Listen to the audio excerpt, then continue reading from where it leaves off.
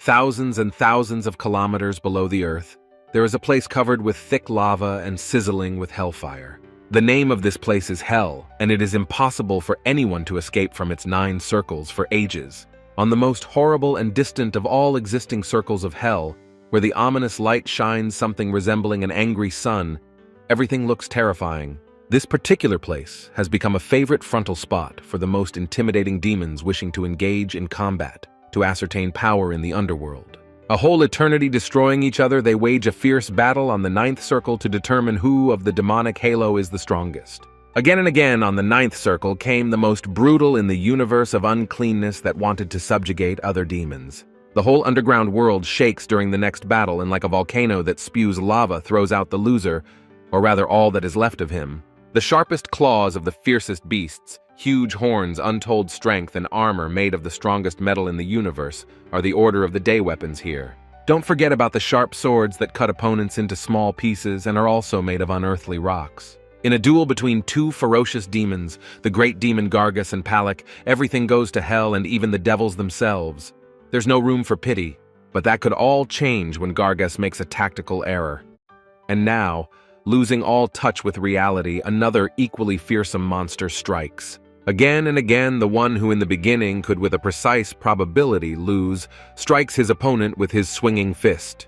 The surface of the earth shuddering from each crushing demonic blow, each time absorbs everything that happens on it, and takes it to a place where there is definitely not even hell. The demon Palak finds himself forcefully slammed into the airspace by Gargus and suspended in midair. Vanity overtakes the great and terrible Gargus. He looms over Palak with a sense of complete victory. Gargus dares to confess that he expected more from him. He adds that he is unimpressed with Palak's fighting skills, and expected a more experienced opponent, prepared for battle and knowing how to throw punches rather than tickling him. Furious, Palak tries not to give in to his rival's attempt to hurt his ego, and hints to him that now it's time not to talk, but to find out in a fight who is stronger. He grins at Gargus as he waits for the fight to continue and smiles fiercely with his needle-sharp fangs. Hearing Palak's words about his talking too much, the demon Gargus, as if gaining a second breath, soared into the air with a bright flash to attack his opponent again. The powerful explosions rang out, announcing that the great battle of the 2 confrontations was not yet over. They rumbled wherever the demons were. Once again, the great demon Gargus was defeated and was pushed back a decent distance by his opponent. Palak's triumphant face showed that he was just beginning to get into the swing of things. The fire glittered in his sinister yellow eyes. The demon's hand clenched tightly into a fist once more as he flew over the blazing and thundering ground to strike Gargus again. Gargus tried to get up after each calculated blow, but once again fell under the powerful force of Palak. Gargus' even earlier display of arrogance and vainglorious behavior seemed to have awakened hidden power reserves in the great and terrible demon Palak. Palak's mood took on victorious hues with each successful strike. The wings of either a dragon or a huge bat helped him maneuver in the air and fly around obstacles calmly. The demon Gargus must have regretted calling his opponent weak. Palak was shattering rocks with his 2 huge fists to damage the demon Gargus with the shards. Virtually every strike of the saber-toothed demon dealt crushing damage to the once great Gargus, and he once again flew back into the very bowels of the 9th circle of hell. In the air, one after another, there were powerful explosions with which the 2 demons tried to put a fat point in the confrontation. The demon Gargus tried not to lose his temper and take control, but he had nothing left but to dodge the agile and cunning Palak. In a burst of his fighting might, Palak thought the advantage was on his side until he saw something knocking the ground out from under his feet. It was the other representatives of the demonic world on the 9th circle who came to prevent Palak from proving that he was the most powerful demon of hell. One-eyed, with ghastly teeth and short arms, they tried to clamp Palak in a vice and thus give Gargus a chance to attack him. Palak was surprised at such unpleasant company, but he did not lose his senses. At the same moment, his swung fist flew toward the foul creatures who were already shrieking in fear. He growled fiercely that they'd better get out of here soon while the bones were intact and not interfere with his triumph. He grabbed one of the creatures and hung it from his wing. The monsters squealed in fear and tried to hide. They begged Palak for mercy. 2 of them hung on his huge limbs with a pitiful look and tried to apologize for their ridiculous and obscene behavior towards him. While Palak was figuring things out with the lower-ranked demons and trying to fend off their feigned civility, the demon Gargus made an attempt to attack him. At this point, Palak began to experience a choking attack. The vile monsters used a foolish trick to distract him and wrapped their arms around his neck in a strangling maneuver. Immediately, the great and terrible demon Gargus once again regenerated all his power, and this time into a ferocious hellfire capable of sizzling everything in its path. These flames raised the degree of confrontation again, consuming all the Earth's rocks and renewing the raging lava flows. The demon Gargus exulted and triumphed in controlling these hellfire, not allowing Palak to even get close to him. With the help of his magical abilities, the demon Gargus decided to raise the most scalding lava from the bottom of the volcano and direct its streams towards the enemy. But almost immediately he had to stop. Gargus looked at his opponent with a puzzled expression. Through the puffs of bursting smoke, he saw the demon Palak holding 2 fireballs. Palak was not only not afraid of lava or blocks of fire, he could control them skillfully and even change their direction. The demon growled at Gargus to stop fooling around and wasting his time. Without wasting any time, the demon Palak soared upwards with the goal of striking his opponent and ending this fight. Instead of fists, he easily maneuvered fireballs. Another crushing blow was dealt to Gargus, who had miscalculated his opponent's tactical skills, which was read on his furious face. His mouth opened wide, and with his saliva, he bloodily spat out a wish for his rival to die. Palak didn't even think of stopping. Gathering all his remaining strength, the demon Gargus raised his hand to strike the cheering Palak. But instead of seeing his enemy twist in pain, he saw a fireball of unprecedented size coming towards him. The demon was scared out of his wits. The great and terrible Palak loomed over Gargus, snarling fiercely. There was no longer any point in using the fiery trappings of his power. The enemy was defeated. Another demonic battle was completed on the 9th circle of Hell, and Palak was awarded the official status of the strongest demon of the 9th circle. The defeated once great demon Gargus was horrified to realize he had lost his name power influence when the fireballs literally tore him apart. To bid him a final farewell, Palak doused him with a stream of fire and threw him into a pit of raging flames. The defeated demon Palak stood for a while longer and watched the intense hellfire turn his opponent into lava. No one ever thought that in these fierce battles, which had no end and no edge, the absolute champion was determined. The gaze of Palak, the greatest and strongest demon on the 9th circle, was clearly filled with pride and arrogance, until this hero appeared. Palak's forehead, with bright red fur, was covered with vapor, despite the fact that just moments ago he had managed to defeat one of the strongest demons in hell. There was a deafening silence in the dungeon as the newly minted strongest demon of the 9th infernal circle knelt down. He was in the dungeon in the throne room of the Lord of Darkness, adorned with the skull of an unfamiliar creature. It must have been the skull of one of the losers. The Lord of Darkness, or the Lord of all demonic entities as he is known here, sat solemnly on his equally intimidating throne.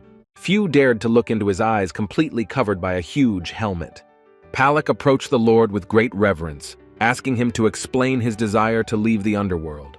A sepulchral silence hung in the throne room, and everyone bowed their limbs, waiting for the answer of the Lord of Darkness. Something tormented the Lord's mind, but Palak, like the other subjects, looked at him with bewilderment. Before the eyes of the skillful demon Palak, many battles flew by in which they were victorious. The uncontrollable desire for power overpowered them at that time. Various demons were defeated by them. Even the circle of the formidable 7 princes was broken. This happened partly because the princes could not agree. In flashbacks flew through, and the great and terrible Gargus, who made a tactical error, allowed himself to underestimate the strength of the enemy and was also overthrown. The representatives of the underworld were saddened by the general mood in the throne room and felt guilty for not being able to please the Lord. The Lord hovered menacingly over Palak, demanding an explanation of what he would lose if he decided to give up the throne. He began to talk about how everything here, including the hellish battle scenery for his amusement, all of this no longer pleases him because he has given 10,000 years to this. He was no longer excited about his conquests of the underworld, or even about his huge, extraordinarily interesting and mesmerizing castle.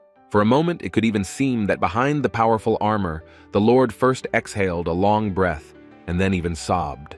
The Lord of Darkness couldn't stand it any longer and climbed out of his protective shell. He looked no more than 25 years old. His bloodthirsty eyes glittered, and his name was O KangWoo. The loyal demon Palak asked if the Lord of Darkness was hungry and offered him something special that his humble servant had saved for a special occasion. Palak also assured O KangWoo that his trophy might seem like a mere trifle compared to the unclean things already devoured. But he asked to accept the gift from his humble servants. Palak's powerful hand quickly lifted the lid of the edible presentation for O KangWoo, and he began to tell what kind of trophy was on the platter. The demon offered the Lord of Darkness to eat the last of the strongest creatures of the underworld folklore, which resembled an ugly octopus with warts. At the same moment, the dish with the disgusting treat for the Lord flew at Palak, and he shrieked furiously that he was not going to eat it. Palak apologized. The octopus flew almost all the way across the throne room and plopped down on the tiles, disgruntled with the stinking slime. The Lord opened his mouth and was about to say what he wanted to eat. The whole throne room froze in anticipation. The Lord hesitated for a moment, but shouted joyfully after the kimchi stew. The whole room gave a friendly squeal of kimchi stew, but no one had any idea what it was or who it was. The creatures of the underworld screamed, and even suggested that the dish worthy of the Lord was kimchi stew, namely raw, juicy meat. Palak rubbed his hands together and begged for a recipe for kimchi stew. He even suggested that the dish be based on someone's head. His devotion was bordering on insanity. The Lord exhaled, realizing that he would not be able to eat kimchi stew here. His servants were a little saddened by the realization that they would not be able to carry out the Dark Lord's orders. The King of Darkness, O KangWoo, lamented their stupidity. Palak realized that the king lacked bread and circuses. O KangWoo cried out that he wanted a novel and a manhwa, not a bloodbath. The Lord's loyal servant thought that he had once again angered O KangWoo and offered his death as entertainment for the King of Darkness. The monster almost cried, but was ready to give his worthless life for the pleasure of the Lord of all the circles of hell. He begged his king to kill him, but he got even more angry and told him to listen to him carefully and not to talk nonsense. O KangWoo dreamed of finding the one he loved. That's all he wanted now, not to be alone in this circus of freaks. Suddenly, out of nowhere appeared a refined feminine figure on the feet of which flirtatious stiletto shoes and a slit, so and beckoned to destruction. The succubus queen showed interest in the problem and offered her candidacy. All the demons in the room began to murmur among themselves about how beautiful she was. Lilith came closer. She was wearing a beautiful dress with an enchanting neckline and ruffles, but there was one thing. She was not badly shaped, but that was the end of her beauty. She had tentacles behind her back instead of one pair of eyes, and a trunk instead of a neat forehead. The Lord of Darkness literally turned white with fear of his approaching passport. The veins in his face began to crack at the seams. Putting his palm right in front of her face, he ordered her not to approach him. Lilith flinched. It seemed to her that the Lord was embarrassed. She made another attempt to approach the Lord of Darkness, but he was very insistent in his refusal. The demons whispered again to them. It seemed that the king's behavior did not befit a gentleman. O KangWoo immediately explained his action. The succubus was a female succubus that was nothing more than a male energy sucker. The succubus queen didn't stop, and then the Lord of Darkness looked her in all eyes and said that even Palak looked more attractive. The ruler of the underworld was so horrified by what he saw that even his loyal and faithful servant Palak offered to eliminate all this evil. At the same moment, the Lord of Darkness, O KangWoo, decided that today or never, he must return to humanity. The throne room once again fell silent. The demonic entities did not want O KangWoo to leave them, and were very frightened by his decision. They were about to object, but the king sadly and detachedly said that it was his decision 10,000 years ago, and it remains his decision today. He went on to talk about the possibility of his leaving the underworld 10,000 years after the fall of Baal's last demon. He wanted to go home to the Earthlings. The Lord of Hell rose from his throne and walked to the cliff overlooking the 7 circles of hell. He ordered Palak to prepare for the ritual. Palak didn't want his hotly loved and adored master to leave him in the entire underground realm and tried to stop O KangWoo.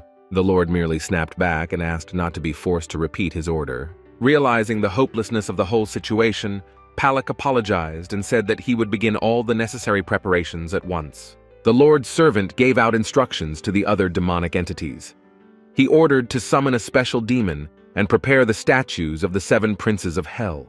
After a while, the demon and sorcerer Aemon, who was responsible for bringing O KangWoo back to Earth, began the ritual of waving his staff and reciting incantations. The stone statues of the princes of hell stood motionless, but there was already some magic in the air, and it was only a matter of time. The demons lined up statues around a ritual altar on which a glowing octopus lay. Sad Palak reported to his master that all preparations were complete, and the ritual could be performed. The faces of all the representatives of the demonic world had a clear look of longing on their faces. Queen Lilith looked pitifully at KangWoo, nor did the loyal but great and terrible demon Palak hold back his heartfelt tears. The old sorcerer Amon was waiting for his master on the stairs. KangWoo threw off his armor and went up to him. He warned him that if he used all his power and the power of magic to invest in the statues of the princes, then time would suffer a change and a gap would appear. The King of Darkness was eager to finish it all and start again as a representative of the human world. The jubilation on his face came from the mere thought that very, very soon he would be back home to his people. KangWoo stood over the sprawling magi waiting for a miracle and imagining what he would do once he got out of here. When the demonic energy in the core reached 10,000 magi demons, transformed into a bright purple glowing ball.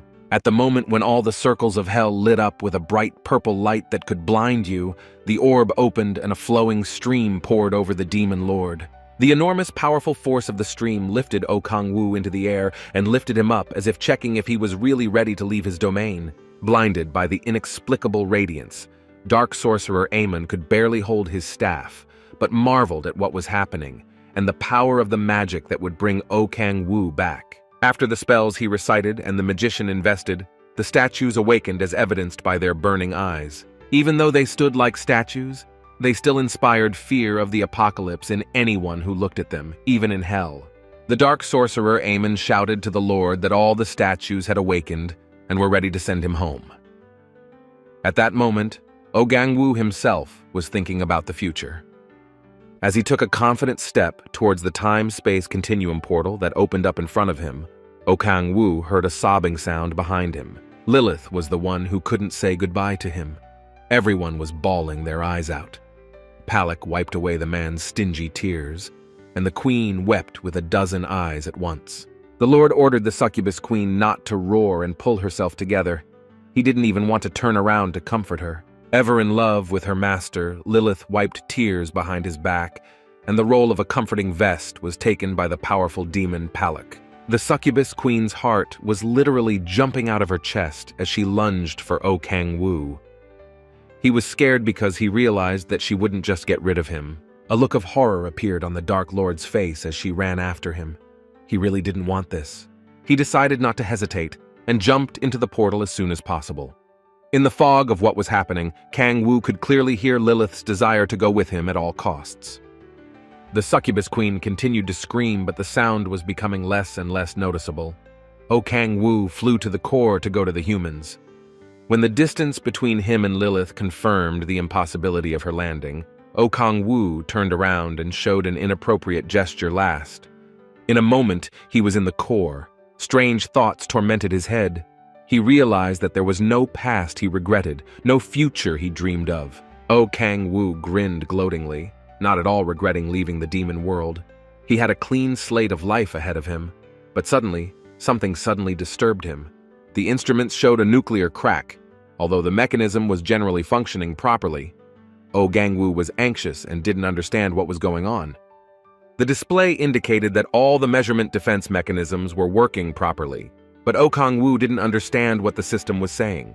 At the same moment, a new notification popped up that the Gaia system was overloaded. Space began to pressurize KangWoo, causing him to scream. The next step was the window notification of the launch of the selective compression system. KangWoo felt the space and his body shrinking. He felt with every atom of his body how his cells were shrinking, and it was becoming difficult for him to breathe. The guy lost any perception of reality. Sunlight shone through the closed eyelids of the King of Hell.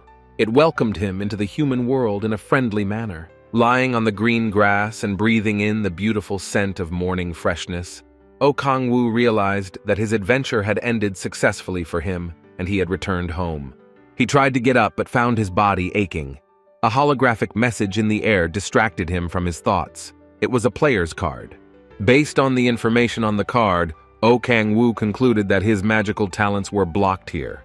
KangWoo wailed when he saw the strange creatures that reminded him of the ones he had just escaped from. It had never been seen on Earth before, he realized, and so he was even upset, and a catch lurked in his heart. Deciding to attack the familiar foulness in one fell swoop, he raises his arm to deliver a powerful blow. The realization of the loss of his own powers was present in the Overlord here on Earth after a failed attempt to use them. The demonic strength was 10,000 demons, and it certainly wasn't enough to attack the monsters. Then KangWoo decided to use a different method, and lashed out directly at the unclean things around him. Rising high into the sky, KangWoo decided to test how strong his opponents were surrounded by the human atmosphere. He applied the power of the Shabnak demon in the form of a powerful blade, thus activating his accumulated knowledge and chopping the monsters into several pieces. The alert system notified KangWoo that he had defeated an ordinary E-class goblin. The entire lawn was littered with such ordinary goblins. A message appeared in the air that his player level had been upgraded to level 4. The young man wondered where the monsters had come from on his once favorite planet. He also didn't understand what kind of game system with experience was notifying him. Of course, the system only displayed statistics, but KangWoo began to feel much stronger after the fight. The Lord of Darkness made an urgent decision to check where the time-space continuum portal had thrown him. KangWoo raised his hand to gather the monster's energy information. It said that he was the Darkness King, KangWoo, with certain skills. After getting all the necessary information from the defeated demons, he realized that he knew nothing about the world around him. The system notified him that he had received 1 Magi point. It must be said that it scared KangWoo quite a bit. An inner voice told him that if this place had a computer system from hell, it was definitely not Earth. He clutched his head. He had to endure compression in all circles of hell, because his belief that he would get home exceeded his fear or even death in the universe. While the frustrated KangWoo was thinking about his sad situation, he heard screams coming from deep within the forest. He ran to help. As the Dark Lord ran closer, he saw that a man was screaming. Using the acceleration power of the demon Valifar, he flew to the tree to try to save the screaming man. Thoughts flew through his mind. He thought back to the 10,000 years of being imprisoned in hell. KangWoo assured himself that it didn't matter what a person looked like, as long as he was a person. His inner prayers of wanting to meet a human filled the entire space. When KangWoo flew close enough to the tree, he saw a girl surrounded by monsters. KangWoo was horrified to find that the person screaming was none other than a human, namely a girl with a pair of eyes, arms, ears, hands, and most importantly, no tentacles. The King of Hell cried with joy at seeing a human being. The monsters surrounding the girl had already come close to her and wanted to take her life. This attention surprised the monsters, and they started swinging their weapons at the King of Darkness. There was no hope for salvation in the girl's eyes. Astonishment was on her face when she saw KangWoo, who was cutting up the foul creatures like toys with his magnificent fighting talents. Eliminating all the demonic entities, KangWoo ran up to her and perplexedly looked into a pair of her beautiful human eyes. He held out his hand for her to stand up. KangWoo was still stunned that there was a real person in front of him. The beautiful girl with huge eyes and more than just shyly thanked her hero KangWoo for saving her. The Lord, who had not held the hand of a single soul for 10,000 years, had a strange feeling. There was a pleasant, exhilarating surprise on his face. He was literally flying through the sky with happiness, but he tried not to show it. He reached for her hand again and pulled her toward him. When the girl stood up, she once again thanked the King of Darkness more cheerfully and introduced herself. Her name was Han Seol-ah. KangWoo was speechless when she spoke to him again. The girl was scared and embarrassed. She asked him if he was okay. Dumbfounded by his joy, he pulled her towards him and made her a sudden proposal to marry him. The girl obviously did not expect such a thing. KangWoo looked at the savior of his sullen loneliness with loving eyes and offered her to be his wife. But Han Seol-ah didn't understand what was wrong with him. The moment an embarrassed, pinkish blush appeared on Han Seol-ah's cheeks, the King of Darkness realized the stupidity of his behavior. He apologized and introduced himself as KangWoo. The girl was bombarded with questions. He even asked her name again, even though he remembered it clearly. It was a pleasure to talk to a person. Han Seol-ah was embarrassed by the Dark King's questions, but she enjoyed the conversation. She assured him that she only had one small scratch on her knee. Once again, The alarmed King of Darkness, KangWoo, wondered if she was okay and needed medical attention when suddenly the phone vibrated. KangWoo's joy and happiness was unbounded. He clearly remembered the rectangular thing. He asked her to sit by the tree while he dressed her wound. KangWoo's mood improved noticeably. He thought about the fact that they were having a good conversation. He remembered how he had taught the demons in hell to speak Korean and even smiled. When he finished with the bandaging and assured his new acquaintance that it would be better for her, he heard her thank him for his help. KangWoo also returned her phone to her. But suddenly, the year 2023 appeared on the screen. 5 years had passed since he had fallen into the abyss of time. The Lord suggested that Han Sol-ah take a break for a while longer and sit under the tree until the pain subsided. He needed to find out how the monsters had come to humanity. He asked what the girl was doing in this godforsaken place, and she replied that she was hunting monsters alone. Seol-ae said that she had just awakened as a player yesterday and decided to go hunting alone. She then reproached herself for this illogical act. He wondered what level she was at. She said she was at level 6 because she was a beginner. Han Seol-ah asked him a counter-question. To himself, KangWoo wondered if she was asking why a strong player was in this forest when his level was lower than hers. He replied that it was a coincidence. KangWoo looked at her beauty from head to toe and was clearly embarrassed. He could understand that he hadn't seen a girl as beautiful as Han Seol-ah in a long time. The girl stood up and told him to get out of here. He wondered if her wound was bothering her, but she assured him that she was fine. Han Seol was about to go, but suddenly KangWoo gently took her by the arms. She felt embarrassed and asked him to let her go, but KangWoo was more persistent. Gently taking her under his arm, they walked towards the exit. In his mind, KangWoo noted that he had initially made a mistake with his unexpected proposal. Soon the couple arrived at the entrance, and Han Seol-ah solemnly declared that this was the exit. Her eyes lit up. The King of Darkness saw the so-called exit in the form of a gate, or rather even a portal to somewhere. He realized that traveling through the rifts in the space-time continuum did not lead to Earth. He couldn't find any equipment to keep the portal open. The girl assured the brooding King of Darkness that she was feeling better, freeing herself from his strong, secure arms. She suggested not to hesitate, and they stepped through the portal together. The bright light blinded KangWoo. KangWoo's eyes opened wide because the bright light was replaced by a moderate light, and the transition took place. The Lord of Hell saw a man who was shouting that there was a recruitment for a group of E-class monster hunters. Nearby, the guys were sighing sadly because there was no tank. Nearby, a guy was talking to an officer and asked if he could join the group. He clearly saw that everyone has 2 eyes, a nose and a mouth, and thus he concluded that this world is full of all kinds of people. Han Seol-ah stood behind the Darkness King's back and frankly didn't understand what he was so surprised and delighted about. Tears appeared in KangWoo's eyes. How long had he dreamed of getting out of the underworld and being here among millions of other people? The girl hurriedly interrupted his worries. She bowed to her savior and invited him to dinner at her house. She started to make embarrassed excuses that she was uncomfortable, but she wanted to thank KangWoo for saving her from imminent doom. At this moment, KangWoo experienced a feeling of flying spring came to his heart after her invitation to spend time together. He reminded her that it was foolish to refuse help and offers, so he agreed. Suddenly, their conversation was interrupted. The law enforcement officers asked the 2 of them to wait. The police officers approached the couple to check their cards. The uniformed men politely asked for identification. KangWoo hesitated, and his companion started looking for her card. KangWoo was scared because he didn't know what to do. He got the idea to use the skills of a Dark Lord just in time.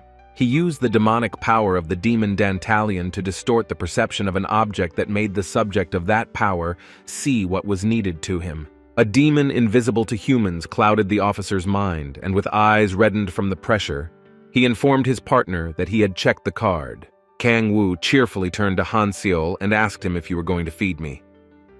The officer's conversation was coming from far away, and the exposed partner asked him to get ready. As she approached a tall residential building, Han Seol-ah happily announced that this was her home. Han Seol-ah also added that they will have to use the stairs instead of the elevator. The King of Darkness enjoyed what he saw. He didn't care at all about the lack of an elevator in Han Seol-ae. He was immersed in his memories. He was more cheerful than ever. and remembered the smells of freshly constructed buildings. He enjoyed the narrow flights of stairs and the cold metal railings. A gloating grin appeared on his face. He thought that of all the places on Earth he could go, he was going home to Han Sol-ah. KangWoo was easily climbing the stairs, thinking that this was the best place in the world and a promising start to a new life. Suddenly, Han Seol-ah was shouted out by her mom. At that moment, KangWoo's reverie fell apart like a house of cards. He wondered why his mother had appeared in this romantic scenario. Han Seol-ah spoke to her mother, who asked where she was and if she was hurt. The Dark Lord realized that the girl had really called him for dinner. The girl turned around as if remembering her savior. She introduced him to her mother and explained that they would have dinner together. The girl's mother gratefully grabbed KangWoo's hand. She was touched by the guy's act and felt uncomfortable not knowing how to thank him. The woman invited him into their humble abode but assured him that he would be well fed. KangWoo was smiling. He was excited about the fact that they were going to have dinner as a family. In fact, it made him happy just thinking about what he had gone through.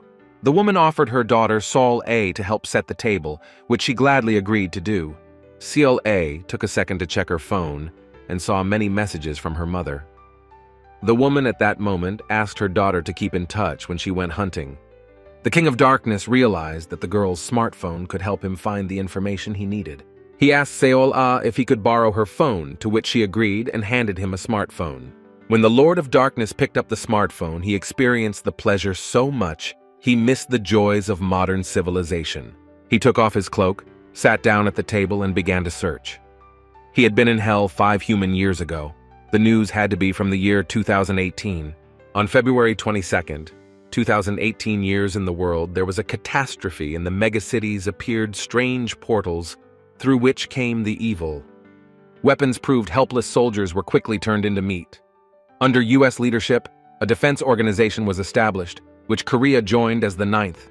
The article also mentioned the mysterious first player from the USA, a girl no one knew. It was also said that factions of players have been set up around the world to take down demonic entities. KangWoo sat at the table and immersed himself in this information.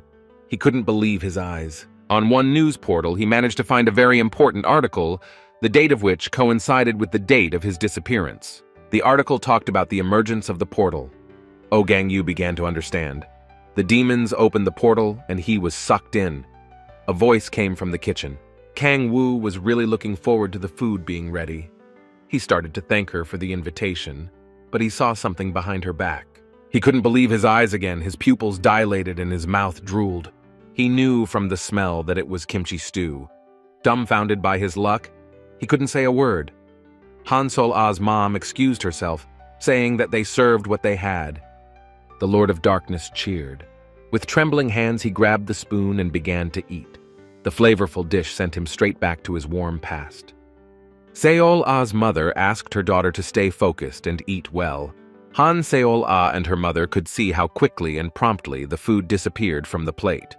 The women looked at him with bewilderment, for they did not know about 5 human years and 10,000 years in hell. Once in hell, the guy had a hard time.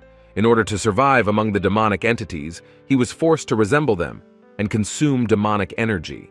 Palik's viands and presences, which he graciously presented to his master, did not please him at all because his preferences remained human. Memories came flooding back to the Dark Lord as he ate the bitterness with a delicious kimchi stew. He cried. He cried with happiness that he was on Earth. The woman and her daughter did not understand what was happening to their guest because tears were streaming from his eyes. KangWoo tilted his head so his tears wouldn't show and sobbingly thanked them for the delicious dinner. At that moment, Seol-ah blushed and got embarrassed. She said that she was the one who should thank him. The girl asked if her savior liked the kimchi stew, and he said he did, and asked for more. The woman and her daughter were very happy to please their guest. No one in their house had ever eaten kimchi stew with such gusto. Han Seol-ah brought a thermos of stew and kimchi, which she placed next to the Lord of Darkness. The Lord gorged himself on the second portion and rejoiced again and again that he was home. There was a childish, naive, puppyish delight in his eyes. A sudden sound startled everyone in the apartment. A shadow appeared in the doorway. The women were more than a little frightened. The voice expressed its dissatisfaction with the strength of the door. There was a young man standing in the doorway, looking slightly enraged. He started yelling at Han Seol-ah to come over to him immediately. Irritated, the stranger walked right up to Han Seol-ah and asked her why the hell she went to the gate without telling anyone. Seol-ah's face turned aggressive as she barely restrained herself from attacking the stranger. Through gritted teeth, she hissed at the stranger to leave. This sudden encounter was clearly not to her liking. The stranger was surprised at such insolence and interrogated Han Sol-a. He probably heard something else. In the next picture, Seol-ah looked more like an angry demon than a nice girl. She yelled again for Han Dae-hyun to get out. She was angry because he broke into her house without asking. The girl warned that she was a full-fledged player. Han Dae-hyun's eyes became even more perplexed, and for a second, it seemed that by lowering his head, he was feeling guilty. But those words only made him laugh. He mockingly asked if she was really a full-fledged player and was surprised. The guy came close to Seol-a and her mother and started to insult them in a low and mean manner. At the same moment, he hit the wall with his fist. Shielding her mother from the threat, the girl extended her arm to respond to his flying kick. She had a decidedly unfriendly look on her face. Han Dae-hyun looked menacingly at the woman and said that his father was a weakling and died, but he didn't expect his mother to be a coward. Han Seol-ah's scream ripped through the space. She called him crazy and said that he was the one who put them in this situation. As it turned out, Sol-ah's brother didn't listen to the girl and grabbed her arm and dragged her towards the exit. He wanted to go to Andras's guild. She struggled and didn't want to go with him. Sol-a begged him to let her go and not drag her to the scum guild, but he was adamant. Squeezing her hand tightly, Dae-hyun wondered why she thought Andras's guild was scum. The girl was in terrible discomfort being grabbed by her hand because Dae-hyun was squeezing her hand hard. Suddenly, she sank her teeth into his arm and bit him hard. The blood didn't come out of his arm, but she managed to leave a bloody bite mark on his skin. At the same moment, Han Dae-hyun turned around and slapped her hard. He was angered by his sister's insolence and boldness. The girl's mother screamed when she saw her daughter falling to the floor. She was very scared of Dae-hyun. The enraged brother stood in the doorway and rolled up the cuffs on his sleeves. He couldn't afford to leave here humiliated by women. With blind rage in his eyes, he asked Han Seol if she was really sure she could survive in this new world by being a good person. He approached the shaking women closely again and offered the girl to be his offering to Andras's guild to avoid a showdown over who was stronger. Seeing the negative reaction on her face, Han Dae-hyun suggested that he would use his fists to find out who was right and made it clear that he would forcibly take the girl into the guild. Han Seol-ah's mother ran up to him and begged him not to drag her daughter into that unsafe place. She told him to take her and not his daughter. She tried to take his hand and plead for clemency for her daughter's future fate. The woman also received an unfortunate slap from Dae-hyun and fell to the floor. Han Seol-ah was frightened. The girl screamed in terror. She was afraid that something might have happened to her mom. Seol-ah crawled over to the woman but saw that she was unconscious. Han Dae-hyun said he warned her and told her not to interfere. The brother was clearly losing his temper more than he'd planned. He gritted his teeth viciously so she wouldn't piss him off. Wiping away tears from her huge and expressive eyes, Seol-ah turned to her offender in a threatening tone. He looked at her questioningly. There was a passed-out woman in the girl's arms. Dae-hyun said that her look frightened him. Trying to hurt again, he reminded her that she was a low-level newbie bug understanding nothing in this new world, and he was in the second stage of awakening. The tall and powerful Dae-hyun loomed over the defenseless girl. He wondered if she really thought she had a chance against him. Dae-hyun grabbed her face roughly and added that the only thing she had was her pretty face, and that she was dumb as a cork. He added again that it was vital for her to join Andras's guild and be watched by her elders. Han Dae-hyun heard strange sounds. He walked down the hallway hoping to calm down. He didn't expect what he saw at all. There was a question mark in his eyes. With those same eyes of his own, he saw a stranger eating kimchi stew in their kitchen.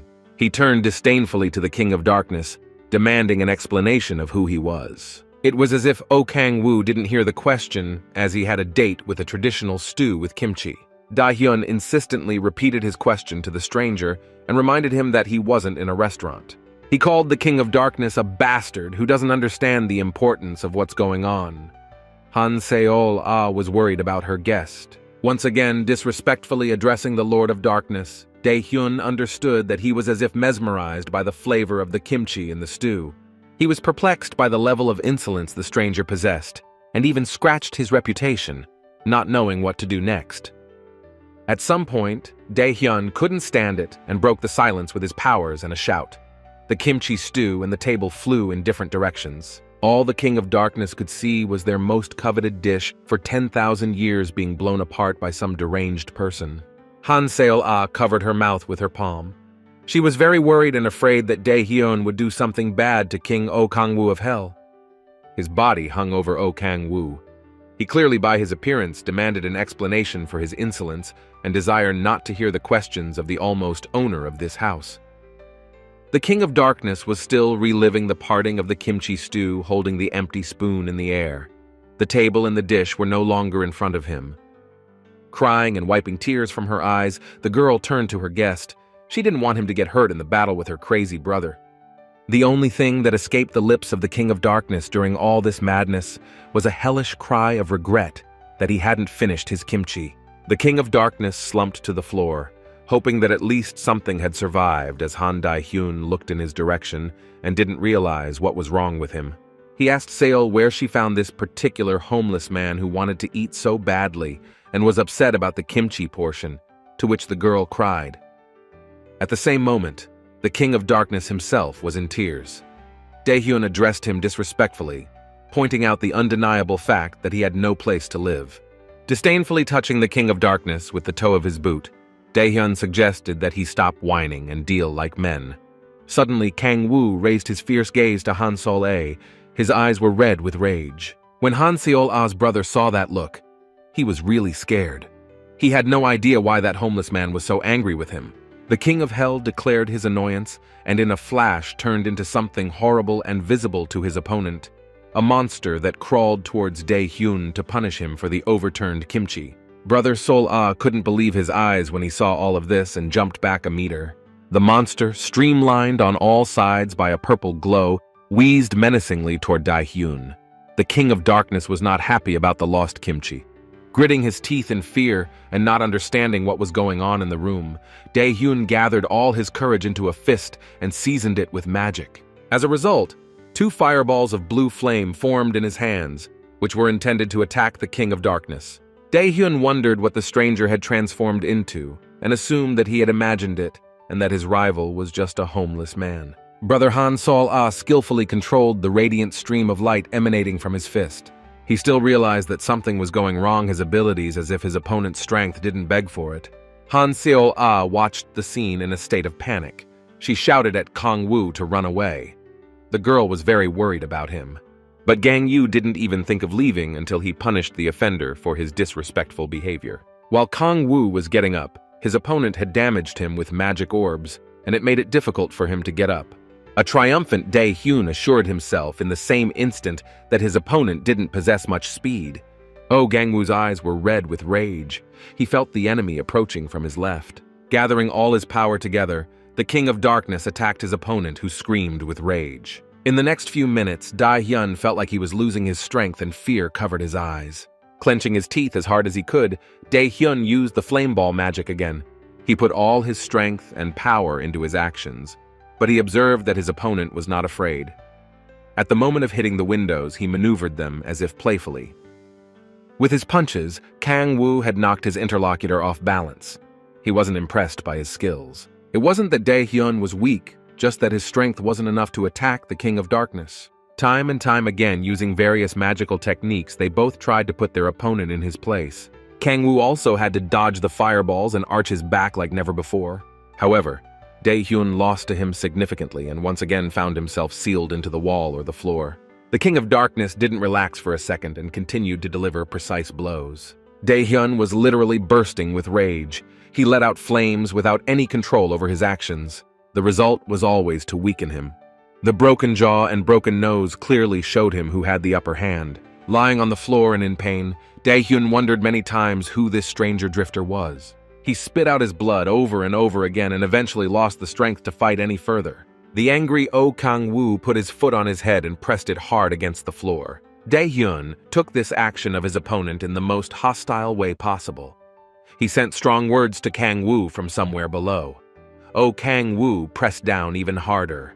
King of Hell, KangWoo appealed to his caller to stop whining like a little girl. His eyes were filled with rage as he promised that Dae-hyun would be held accountable for the overturned kimchi. Solei's brother Sol-ae being penned into the floor, genuinely wondering why the latter was angry at him over fucking kimchi. The Lord grabbed his head and started shaking him by his hair. He asked him to repeat exactly what Dae-hyun had said about his favorite dish. He dragged him by the head again and again and glared at him with a cold-blooded stare. KangWoo hissed that no one had the right to call kimchi that. Realizing that Dae-hyun would get even more for arguing, he started making excuses. The King of Darkness didn't plan to stop. He slammed his new girlfriend's brother's head into the floor again and again. All his demons were climbing outward to make it completely incomprehensible to his opponent how this was possible and who he was. KangWoo demanded that he repeat the words after him. When he said the words once loudly and clearly, kimchi was to be said. When he'd say two, Dae-hyun had yet to respond with the food of the gods, and preferably louder. Dae-hyun said the right phrase a few times, but not loudly or clearly enough as it seemed to the Lord of Darkness. Each time he was punished severely for it. As if he had lost his mind, KangWoo mocked his opponent. He didn't like the way Dae-hyun was shouting. He hoped that after another attempt, KangYoo would let him go. KangWoo pressed his hand with his fingernails and suggested that he pretend it was a proposal to the woman he loved. All this time, with complete incomprehension of the situation and fear in her eyes, Sol-ae stood by the side. The demons within the King of Hell exulted, penetrating every cell of his opponent with hellish pain. Over and over again. Dae-hyun tried to utter the phrase with his teeth knocked out, but only KangWoo's anger came to him. It demanded that he muster up all his strength and shout it out with all his might. Han Dae-hyun then shouted the phrase he hated in his heart with a sense of tact and other trappings. It seems now the King of Darkness has calmed down, his appearance has changed to his usual one, and has lost all interest in this battle. Standing over him, he declared that he was satisfied with that answer. KangWoo stood up and stepped aside. His powerful, muscular body hung over the carcass of the enemy. The King of Darkness flashed his demonic gaze for a second more and hissed that he dare not desecrate kimchi anymore. Dae-hyun was almost unconsciously just trying to figure out what was wrong with this stranger and why he was so crazy. A little later, Sol-ae was bandaging the head of her mother who was lying on the couch. She was very worried about her health. The girl looked at her very sadly and literally sobbed. She was scared. She didn't want to move away from the couch at all and made herself comfortable on the chair opposite. At that moment, someone in red rubber gloves was washing a plate of kimchi and wondering how he could have gotten into such a mess. In his underwear and t-shirt, Han Dae-hyun was washing dishes and thinking about who this stranger was. The King of Darkness watched him sitting on a chair. Not only did he beat him in battle and make him do the dishes, he took his clothes. There was a bruise on his face and he didn't look his best. He was so angry at that kimchi fanatic. He couldn't accept the suffering. It gave him no peace.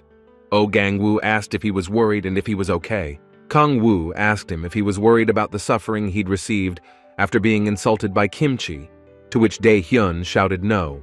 The King of Darkness looked at Han Dae-hyun without any interest, and at that moment, their gazes met. He said that Dae-hyun was throwing his life away. At that moment, he was thinking about monsters and how disgusting it was to eat them. KangWoo remembered how he forced himself to eat the trophies from Palak and added that he had no idea how lucky he was. The King of Hell spoke sincerely. Brother Sol-ae replied that he understood, but thought to himself that the stranger thought he was very cool and would soon pay for it. He also planned to report his unplanned battle to Andras of his guild, which would definitely tear the arrogant bastard to pieces. Calmly looking at the poor guy, KangWoo turned to Dae-hyun and asked him to come over if he was done washing the dishes. Placing his palm on the surface of the broken table, KangWoo began to say something that Dae-hyun of course guessed. "I've been thinking," he said. The King of Hell had told him honestly that he had no reason to let him live and that there was nothing good to expect from him. Dae-hyun shuddered. He also added that the world doesn't need people like him, and he assured him that he doesn't need to worry. KangYoo grabbed the lawless man by the chest. The demonic essence reactivated in KangWoo's body. Its huge pupils spoke of danger to Dae-hyun. He said he wouldn't kill him. His eyes read the abyss of the cosmos, the universe, and all the most beautiful and terrible things combined. He added that if it were him, he would prefer to die. At that moment, the ground went out from under Dae-hyun's feet, and he literally lost his mind and didn't realize what was happening. The Lord of Darkness harnessed the power of the demon Orobus, or rather the fear-mongering demon.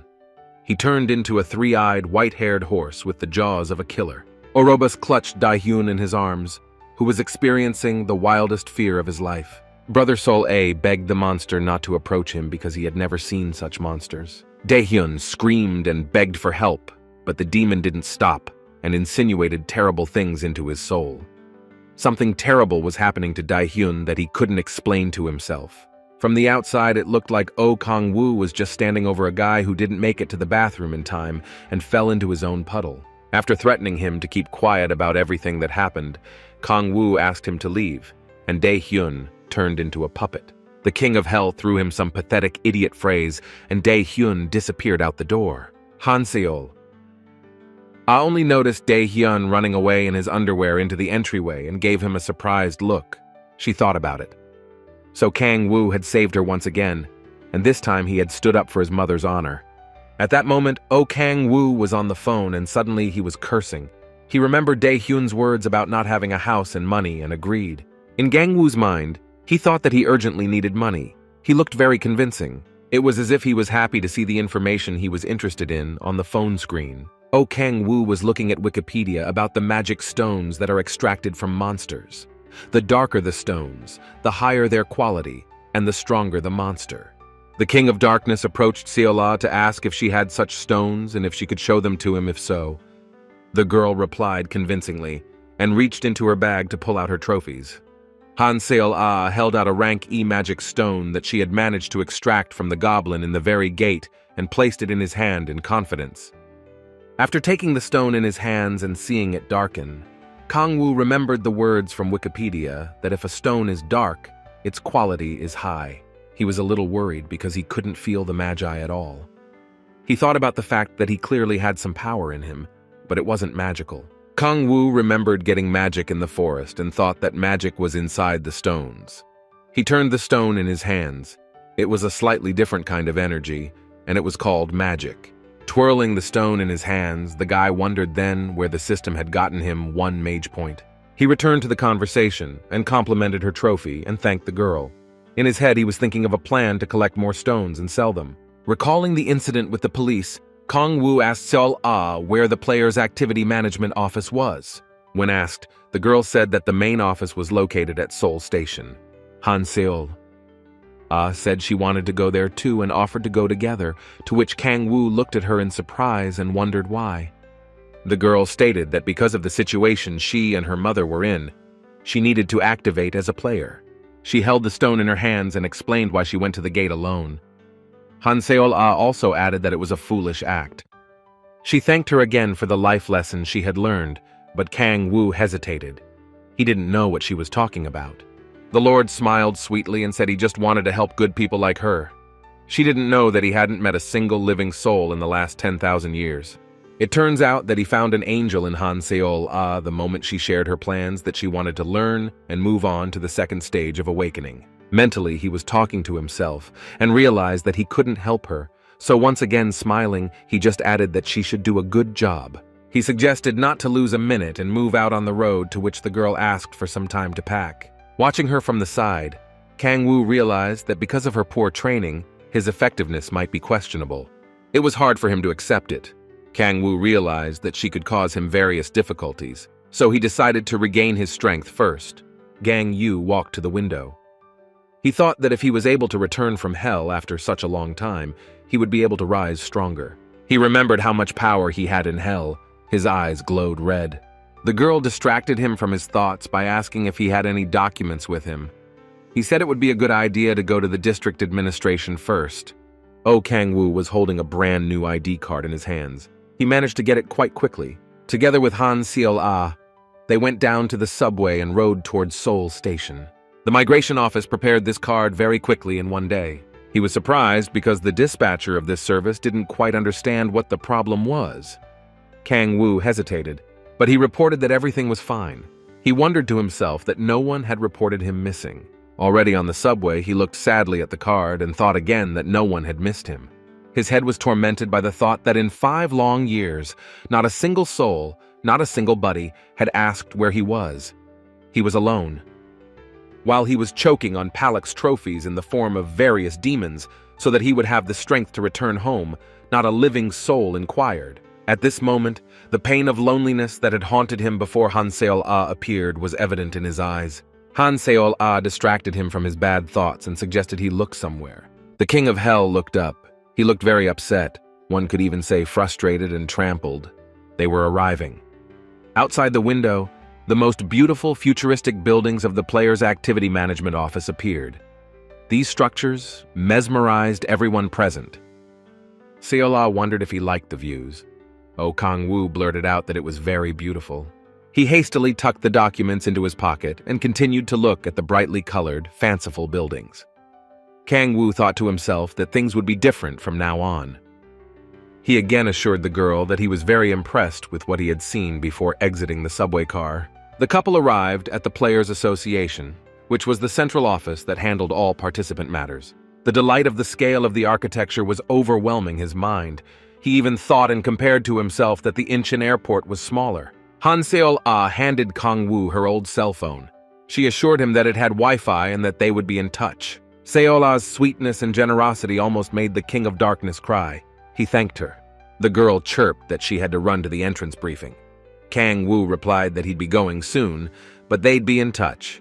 Afterwards, Hanseol-ah offered to have dinner together because she probably realized she was here for a long time. Satisfied with the offer, KangWoo agreed and thought to himself that luck was on his side. He told the girl to take care of herself and headed towards the Players Association building. He was very impressed by the size of this building and its overall functionality. Everything had been thought out down to the smallest detail.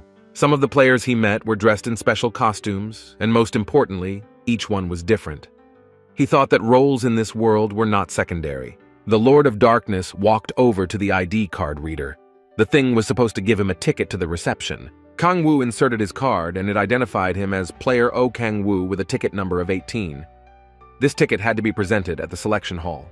At this moment, 2 blue stripes appeared on the ticket, which surprised KangWoo a little, and he got nervous. The system once again notified him to present his ticket in the selection hall, and the signage bars lit up brightly to escort him to the selection committee office. KangWoo settled into a seat in test room 09 and listened to the conversations of the players around him. 2 players were talking to each other about the rank they had been assigned in the first selection, and one told the other that he had been assigned rank D, which is pretty good. They also discussed some Baek Kang-hyun and Cha Young-ju, who had exorbitant ratings. KangWoo was already checking something on his phone when both players stated between themselves that they still had a long way to go to reach the level of these players. Next, he found information that these people were guildmasters and were given the S rank in the first selection. The lucky ones with this rank were invited to join any of the 5 guilds. Kim Jae-hyun, Cha Young-ju, Baek Kang-hyun, Jong-hyun-ju, Min-hyuk represented Mir, Scarlet, Rose, Hanul, Sanarai, and Onuri according to the internet. The King of Darkness thought that he could not avoid meeting the leaders of these guilds after fully recovering his strength. Feeling his power, he longed to regain it all in order to be ready for a duel with the best of the best. He thought that if he checked in with the players, his strength would return faster. Suddenly, the system alerted him that it was his turn. The girl at the entrance to the selection committee told him to sit at the teller's desk. At the desk, the polite teller asked him his name, which he confirmed. She entered some data into the electronic logbook and continued. The employee of the center asked to put his palm on a special ball that will determine the strength and will be colored in the color of the corresponding rank. She added that the darker the color, the higher its rank. Gang-yu was a little upset and wondered what if the balloon showed the highest rank. He placed his hand on the snow-white ball, waiting for his cards to be revealed.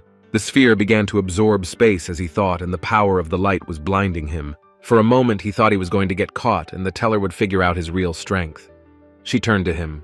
He didn't even want to open his eyes because he felt like he was in serious trouble now. The girl turned to him again and told him that he had an F rank. KangWoo was stunned by what she said because he expected him to have the highest level available. The girl asked him to take his palm off the ball. She kindly offered to help KangWoo and began to tell him things he needed to know. At this moment, KangWoo was thinking about the fact that even though his strength sealed F rank, it was too little for him. The teller said that he would first have a rank E player card for gates rank E and below. She also said that higher gates can be accessed with an escort. KangWoo thought for a second about Palak, who would clearly be furious at this news. The King of Darkness looked at her tiredly and asked what he needed to do to get his rank increased. To this, the girl replied that he needed some training on the basic course for promotion. That's what Han Seol-ah was doing right now. She added that in order to increase rank faster, it was necessary to find magic stones. KangWoo thought that was a good way. The King of Darkness informed the dispatcher that he understood and was about to get up, but she asked him to wait for the player card. The girl also suggested that he register for the basic course training for promotion, to which KangWoo dryly said that it was fine. She thought he was shocked by his rank. Unfortunately, she didn't know the real reason she thought he might be killed by monsters, and it was better for him to surrender. Suddenly, she noticed that the color of the balloon began to change and darken before her eyes. She wondered, but soon decided that the balloon must be ruined. As soon as the dispatcher put her hand near the balloon, it burst into 2 pieces. Not realizing what was going on, she hurriedly took her hand away from the balloon, which exuded the smell of smoke. The girl thought that even a player from rank S had a dark gray color. The dispatcher hurriedly went to the administrator to change the crystal ball. She couldn't believe what she saw. The crowd on the streets of the city was actively circulating offers for players. Some needed a damager, some needed a mage, and even a rogue was looking for a group and getting rejected. Most people were looking for healers and players of D rank and above. Bandit tried his luck once again, but was once again rejected. KangWoo heard them shouting about taking everyone, but the bandit stayed away. He didn't understand why. Just as the teller had promised, his card said he had an E rank. He thought it was none of his business to find out why brigands were not favored. The policeman scrutinized his card and informed him that he could pass. KangWoo was inside the portal at the edge of the forest, and there wasn't a single soul near him. He was a little afraid he'd end up in hell again. He didn't like the teleporting things. They made him uncomfortable and scared him. He first started looking around for a couple monsters. Suddenly, someone called out to him from behind with a hey sound. The King of Darkness turned and looked at the stranger seriously. He hadn't expected to meet anyone at his first operation at all. A player of imposing size stood directly above him and glared at him with his huge eyes, calling him brother. The formidable stranger asked if he was alone here, to which he replied in the affirmative. He also asked if he had any desire to awaken. Someone turned to the player and said that they were ready. KangWoo blurted out that he wasn't ready to wake up yet. The stranger smirked and informed KangWoo that he looked like a green rookie. He also suggested that he team up because his rank was low and didn't hunt alone. KangWoo listened with interest to the stranger, who added that if he didn't want to join, then he could just travel with them. In a flash, a girl behind the big man's back screamed that he had no right to invite a stranger without consulting the team. They started complaining. The formidable dork rebuked them and reminded them that they were obliged to protect him since he was in a dire situation. He offered to divide his magic stones among the team, but to take them with him. At this moment, KangWoo thought he had met a good person, but he still refused the offer, choosing to hunt alone. The player extended his hand to him and told him that the team was fine with it, and they needed to get acquainted as soon as possible. He gave his name as Kang Dae-soo. The player also asked the King of Darkness what his name was. He was curious and eager to know the daredevil's name. KangWoo dryly announced his name. He thanked me again for the invitation and said that he wasn't going to join the group. KangWoo's new buddy replied with a laugh. While formidable, he was still young at what the King of Darkness was surprised by. Dae-soo took out his card, which showed the year 1999. The Dark King wondered what could have happened in 5 years. He told Han Dae-soo that he was grateful for the invitation to join their group, but that he would decline because he had other plans. The team looked at the King of Darkness with bewilderment and incomprehension. Dae-soo was upset and said that if the newcomer insisted, he didn't need help. He asked KangWoo to be careful as these lands belong to the goblins, and there is one very healthy and powerful hobgoblin among them. He explained to KangWoo what this goblin looked like and said that he was the boss and was many times stronger than the rest of the land. He told him to run away if he met him. KangWoo smiled. He thought to himself that Kang Dae-soo was indeed a good man. He thanked him for the warning. Dae-soo's team headed deep into the forest while KangWoo wondered what could happen to him if he really was a rank F player. He looked after them and even thought that he could travel with them and feel more secure. KangWoo began to roll up his sleeves as if preparing for a serious battle. He continued to adjust his clothes and began to take steady steps toward the forest thicket. Going in only a few meters deep, he saw the footprints of goblins, of which there were many on the ground. He quickly found these goblins who had settled in the clearing in defensive positions, as if waiting for someone to attack. KangWoo suddenly burst into their company to attack them and do his first official battle with the otherworld's undead. The King of Darkness triumphantly shouted bingo, not expecting an attack because he was used to being afraid of him, and not the other way around. He swooped down on the crooked-toothed monster at the most unexpected moment, and it was obvious how his opponent was literally taken aback by what was happening. KangWoo saw that most of them were as prepared as possible for battle, and this only made him more excited. The ferocious-nosed goblins were hungry for his life. Waving the blade of their weapons, they approached the King of Darkness. Again and again, KangWoo struck the monsters with his powerful fists, knocking the ground out from under their feet and letting them know that he was not afraid at all. With the help of the immense strength anchored in his body, he began to deliver tactical blows to overwhelm the goblins' abilities. All the monsters had to do was shriek and scream with anger and rage because it was almost impossible to keep track of KangWoo's movements on the battlefield. His eyes burned with a furious red fire as he flew through the air to strike another decisive blow and show the monsters who was in charge. The monsters of the netherworld fought with all their might, and horrible sounds came out of their mouths, but it did not help them to harm the King of Darkness at all. The goblins swooped down on the King of Darkness. They were eager to bid him farewell. Using all his power and battle magic skills, KangWoo cut off the monsters' heads one by one. The goblins collectively tried to attack KangWoo from different directions, but it was all to no avail because the Darkness King's combat training was top-notch. The monsters looked at the King of Darkness with the frightened eyes of beaten puppies. KangWoo addressed them with a sneer that there were quite a few of them left and started neutralizing the goblins again. The Lord of Hell was so confident on the battlefield and throwing the heads of monsters across the field that he didn't even notice how the battle was almost over. He looked at the breathless bodies of the goblins with a sneer and thanked them for the treat. After a while, fatigue crept into his body, and then he managed to look around and realize that there was no one else on the field. The field was simply strewn with dozens of decapitated goblin bodies. KangWoo thought to himself that it was very risky to fight alone against such a large number of foul beasts. An alert system appeared in the air. He defeated the E-rank goblins and gained certain experience points and also increased his level by 4 and gained 1 mage point. KangWoo grabbed the lifeless body of one goblin. He thought about the fact that he knew what to do with it because he didn't find any mages in the magic stones. He looked at the lifeless body of the monster and wondered how he could get his hands on the coveted mage. After activating the power of the devourer, which was evidenced by the purple fire more reminiscent of fangs, KangWoo took a breath. He closed his eyes for a second and felt a rush of magic in his body. How much he missed it, and he seemed to know at that moment that he would soon have as much magic as he wanted. On the field, KangWoo guessed that the magicians were not coming from his body, not from magic stones, but from something more primitive. He decided that the mage's power came from the bodies of slain monsters because it was from between their broken ribs that the blue glow emanated. Realizing that the number of mages differed from the time they left their bodies, he concluded that he needed to eat their fresh, recently killed bodies. After KangWoo finished his meal with the goblins, the system notified him that he had received 2 mage points. He was happy about this now that he knew where to get the stones to sell.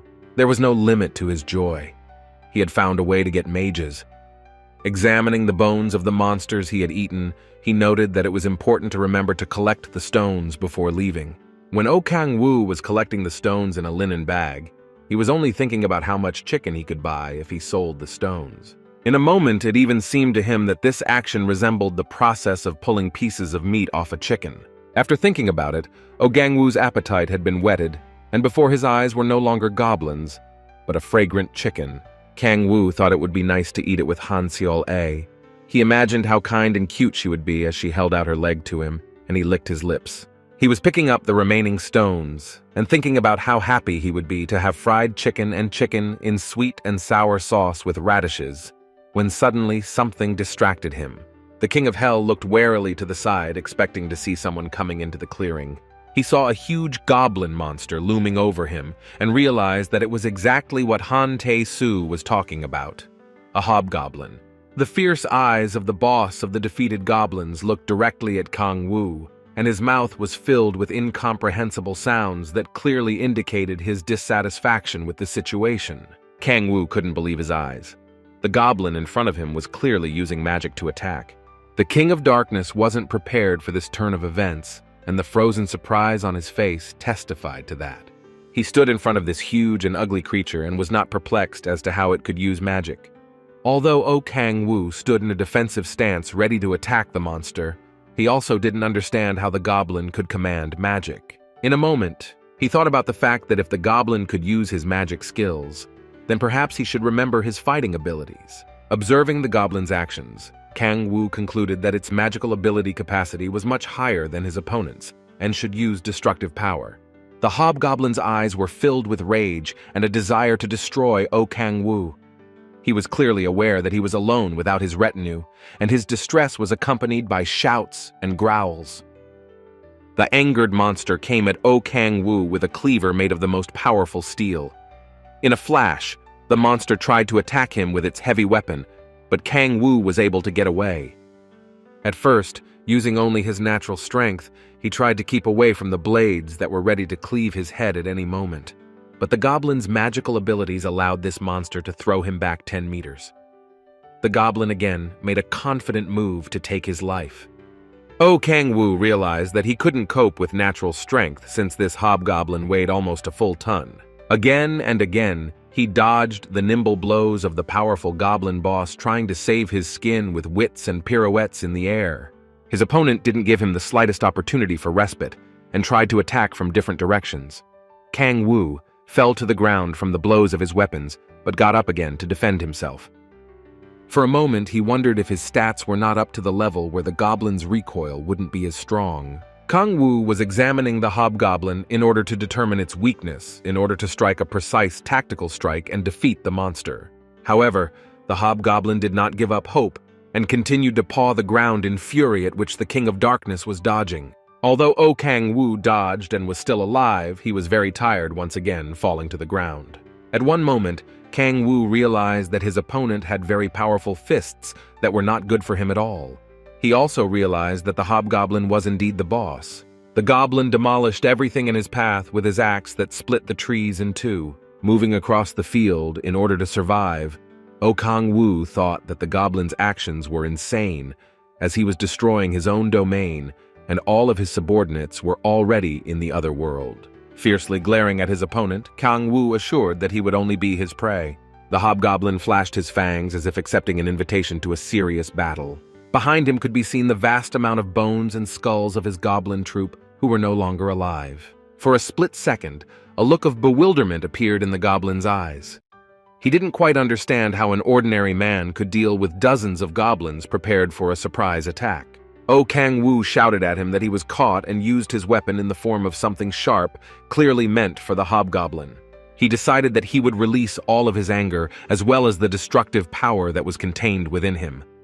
KangWoo clenched his hand into a fist. Utilizing the magical power of the demon Crockle and the power of rage, he once again rushed into battle to overthrow his opponent. He decided that he would not direct the power of rage at himself, but would inspire the goblin. At that moment, a terrifying demon with huge fangs and turquoise burning eyes hovered over the goblin's head. The incomprehensible goblin only had to make strange noises in anticipation of the uncontrolled state that would lead to his imminent death. One could see the power filling his entire body. It was also reflected in his burning demon eyes. He struck sharply, but into the void. KangWoo was jubilant that he had managed to combine demonic power together with the power of rage and thus throw the hobgoblin off balance. One after another, the goblin's ferocious movements tried to strike KangWoo's body, but didn't even come close to reaching him. He tried to attack him from the air and so on, but the axe in his hands was more like a glowing toy that was no longer necessary to be afraid of. Watching his opponent and his actions, KangWoo realized that there was more to this special power than just impressive damage. The monster had to pay for this power by not being able to control his movements when he attacked. He swung his weapon again and again, but to no avail. Another attempt to chop the ground with his blade failed. His body no longer obeyed him. He roared fiercely. It was enough for KangWoo to just step aside and not prevent the goblin from fighting himself, because the power was to lose his sanity. He looked contentedly at his opponent, who had stopped thinking straight and was mindlessly attacking the air and the ground. At the moment of another strike, KangWoo concluded to himself that it was much easier to dodge such an uncontrollable force. He also noticed that the goblin's weaknesses were presented to him as if on a platter because he couldn't defend them when he wasn't in control of his actions. What could not be said about the battle tactics of the King of Darkness, whose blows became more technical and thoughtful. In a moment, he tactfully nudged the goblin boss, and he fell to his knees, badly hurting his knee. The goblin still believed that victory would be on his side and waved his weapon in different directions. Having his battle strategy and dodging the reckless movement of his blade in the air to avoid losing his head, KangWoo was feeling the tides. The Lord of Darkness unleashed his magical skills and delivered a deafening and decisive blow to his opponent. Inhuman blood gushed from his wounds. With a sigh of relief, when his opponent's weightless carcass collapsed to the ground and no longer showed any signs of life, KangWoo thought for a moment.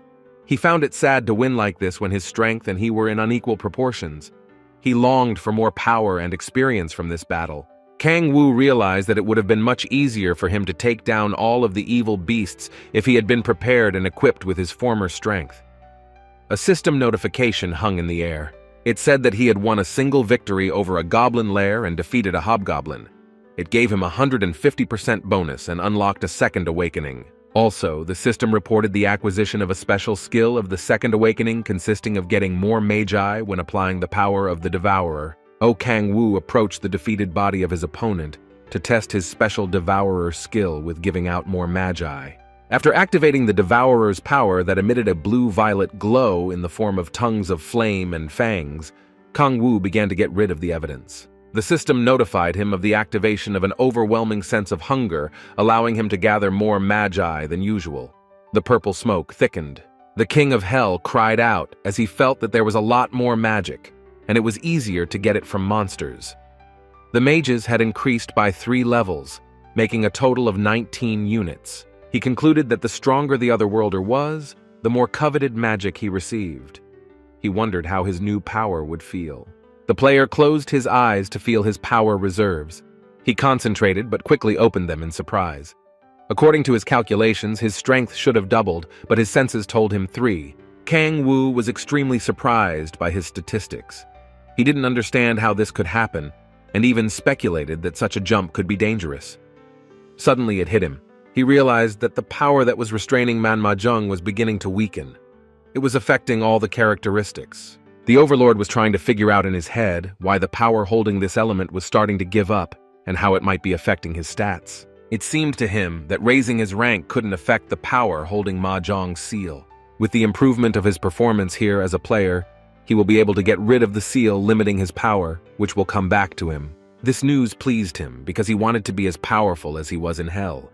His eyes lit up with a bright red demonic glow. Rising up from the ground after another meal by the foul creatures, KangWoo decided to go to the gate with a higher rank at all costs to obtain the maximum mage. Gathering all the remaining magic stones left after the battle with the goblins that were coveted in the human world, KangWoo hurriedly hid some of them. Twirling the largest stone he had gotten after a fair fight with the hobgoblin, he set himself the goal of reaching the third awakening at level 20. After hunting and returning to the human world, KangWoo went to dinner with Hansol Ah at a place that is famous for its succulent chicken in a variety of sauces. Back on the battlefield, when KangWoo didn't know if he would be able to defeat the goblins, he had imagined this chicken, and now he and his battle friend could savor the flavor. The King of Darkness was savoring every bite of chicken and radish with a good sip of fresh beer. The foam was so good in his stomach after eating all sorts of alien creatures that KangWoo just gave in to the temptation and did not part with the massive mug. He declared that this chicken was the most delicious thing he had ever tasted, and he was drooling. Hansol Ah shared his enthusiasm, but was genuinely surprised at how easy it was to please her new friend. It was enough to pile on a good portion of kimchi or wings, and he was good to go in no time. Looking him straight in the eye, a slightly embarrassed Han Seol-ah wondered if this chicken was tastier than the kimchi she was making for him. KangWoo was even a little annoyed. How could one compare flavorful kimchi and crispy chicken? There was no clear winner in this difficult struggle. In KangWoo's mind, the leg was lying next to a good portion of kimchi, and he wasn't surprised at all. He was about to make excuses to the girl when she said laughingly that she was joking with him. She also called the King of Darkness funny, which made his face take on a pinkish blush. The girl carefully offered him her piece of chicken, and with the help of special tongs, transferred the chicken to his plate. An embarrassed and clearly unequal Seol-ah wished him a pleasant appetite and looked at him with pleading eyes. The girl decided to ask KangWoo if he had any family relatives or at least friends. The King of Darkness took another impressive sip of beer. It was as if he were pulling and holding the pause, searching for the right answer. The next moment, he coldly placed the mug on the table and answered dryly, "No." Sol-ae could observe at this moment that something had obviously changed dramatically in his mood. He looked away sadly and added that he had no friends or family. Seol-ah asked him where he was going to spend the night. KangWoo replied that he honestly didn't know. He began to reassure the girl that he would be fine and would not be lost. A look of surprise froze on Gang W's face. He hadn't expected such generosity and kindness. He asked in return if they would be burdened by his visit. The girl looked gratefully into KangWoo's eyes and assured him that after all he had done for her and her mother, finding him was an honor and a reward for them. He smiled. He was very pleased with this attitude from Han Seol-ah and her little family. He thanked the girl for the hospitable gesture. KangWoo, handing her the instruments, literally touched her hand gently and quietly said that he relied and trusted her completely. Han Seol-ah smiled back and quietly said that she was counting on him too. At this moment, she was very embarrassed. She looked fondly at KangWoo once more and thought that all these acts of protection and responsibility were so much like him. She felt a warmth spreading through her chest. When KangWoo remembered something, he went into his pocket and said he wanted to give it to Han Seol-ah and her mother. The King of Darkness placed the package on the table and said that it contained approximately 3 million won. The girl was surprised. She didn't expect such a surprise and didn't understand what was wrong. KangWoo told Han Seol-ah to take the money as a housing payment, but the girl flatly refused to accept such a generous gift. She felt that KangWoo had helped her and her mother a lot, and if she took the money, it would be wrong. She frowned at the awkwardness of the situation. KangWoo insisted. He assured Han Seol-ah that she cares and spends a lot on him, and if that money isn't for housing, then let him consider it as food money for everyone. After his persuasive words, she still took the envelope and tears of emotion appeared in her eyes. She thanked KangWoo many times for his support and clutched the envelope to her chest. She immediately added that she would go to the department store tomorrow to buy food for the flavorful kimchi. KangWoo, of course, agreed to the idea. The soul of the King of Darkness rejoiced and cried with happiness.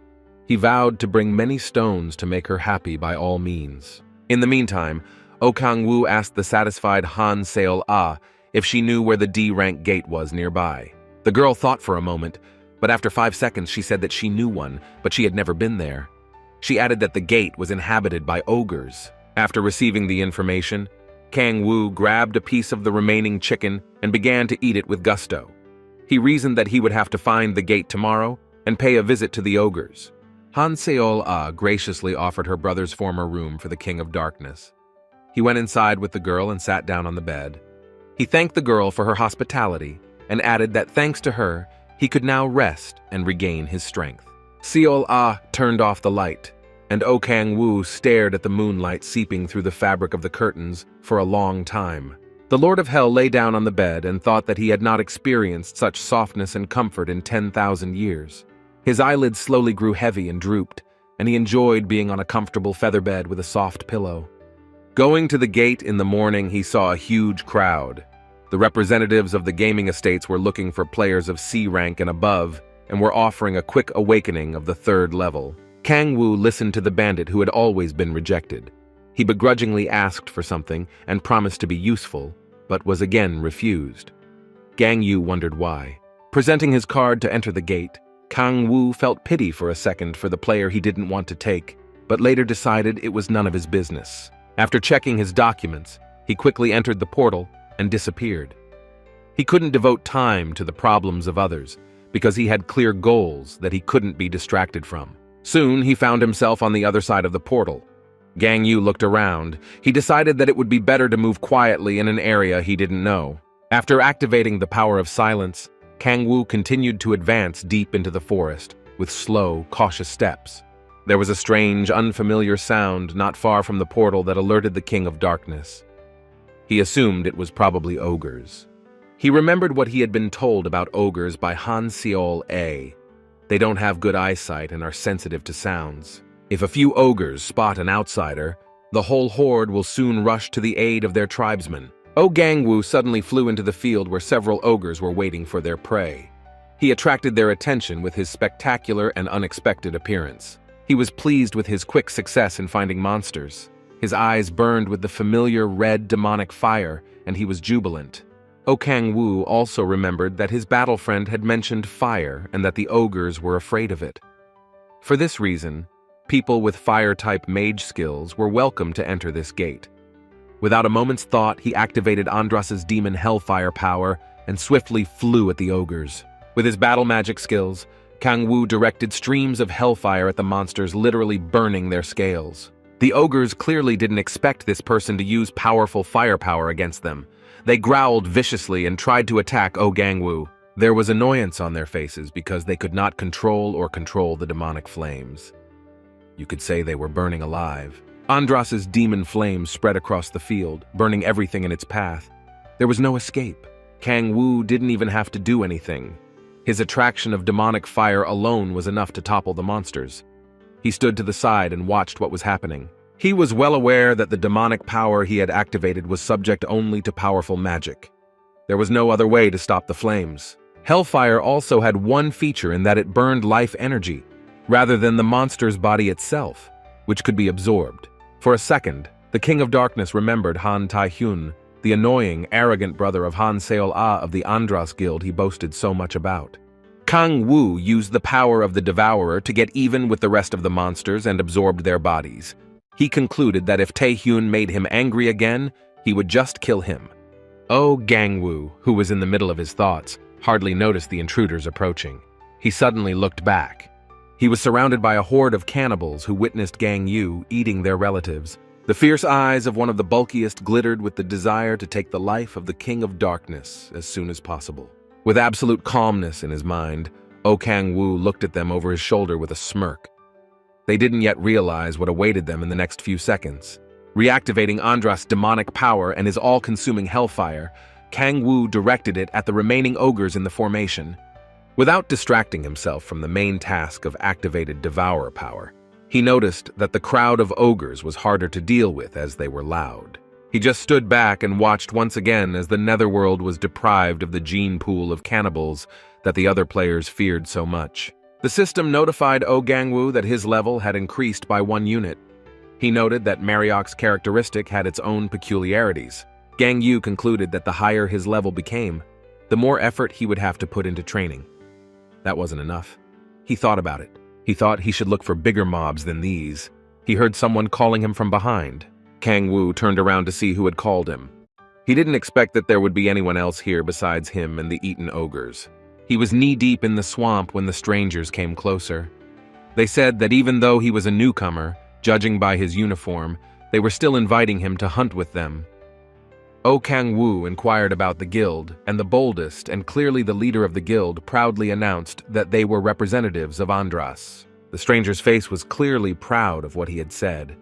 He smiled broadly and cheerfully. Already knowing what kind of arrogant jerks he was messing with for a second, KangWoo rolled his eyes and further said that he wasn't interested in the invitation.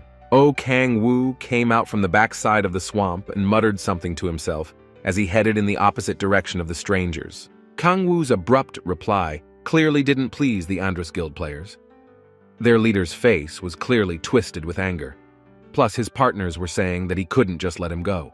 Andras decided that since he disrespected their invitation, they would beat him to a pulp. They were glad. At last, they would have a chance to catch their breath. Clenching his fists as hard as he could, the leader of Andras decided he would teach this newcomer a good life lesson. KangWoo continued his hunt. With the help of the Hellfire demon Andras, he killed more than a dozen more ogres. When the last ogre had been dealt with, KangWoo breathed a sigh of relief. He was pleased with the results of the hunt today. He knew that by now there were no more ogres left in the area, and those hiding from imminent doom would not venture out. KangWoo thought that it would be better for him to focus on leveling up instead of catching the same monsters. The King of Darkness again heard someone dismissively calling him from his right side. He turned his head and looked with interest. The stranger's voice stated that being a more experienced player, he was just keeping tabs on KangWoo. The King of Darkness recognized that voice when the Andras figures appeared right in front of him. The leader of Andras's company claimed he had every right to track how the newcomer was hunting. He smirked.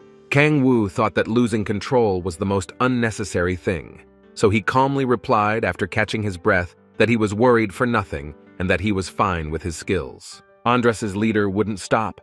He said that all he saw was a newcomer dressed in fancy clothes and no dead ogres around. KangWoo, who had just ended the lives of at least 10 ogres, calmly replied that he was currently resting after a difficult battle. The Andras man clearly liked to bully the newcomers. He began to accuse KangWoo of statutory disrespect for his elders, to which he received a sharp reply that his chatter was annoying. Andras's representatives were clearly not in a friendly mood.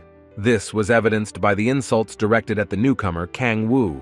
KangWoo looked at the swollen veins on the guild leader's face with a sneer. He questioned him if he really wanted to fight. The angry player literally tried to pounce on KangWoo with his weapon, but his path was blocked by someone's strong arm. The bully from Andras tried to talk some sense into Hojun, the name of the man who had stopped the madness. The stranger told him to calm down. Threats came out of his mouth one after another. He was eager to punish the newcomer for his insolence and teach him a lesson in obedience. He looked at KangWoo fiercely and threatened him again that he would be in trouble because he had attacked him. KangWoo thought about the meaninglessness of his actions. The King of Darkness was not left out. He was also pissing the Andras man off with his nonchalant calm and smile. The Andras man still drew his sword and tried to attack KangWoo so much his ego was hurt. He was only scaring KangWoo with his actions. When he calmed down a bit, he asked mysteriously if the King of Darkness knew that ogres were sensitive to sound. KangWoo looked at his attempts to intimidate him without any interest. He knew exactly what to do in this case. The jerk from Andras once again swung his weapon at something heavy to create the most unpleasant sounds possible. KangWoo grinned to himself and called him a softie. The King of Darkness didn't feel like fighting at all. His concentration was only on leveling up. He watched this circus calmly and without even moving. His opponent shouted that someone was coming and ordered magical barriers to be set up. His partners began to build a defense for them. Hiding under the protective magical dome, the Andrasovian shouted to KangWoo that he would love to see how he would get away with it, since there were many ogres.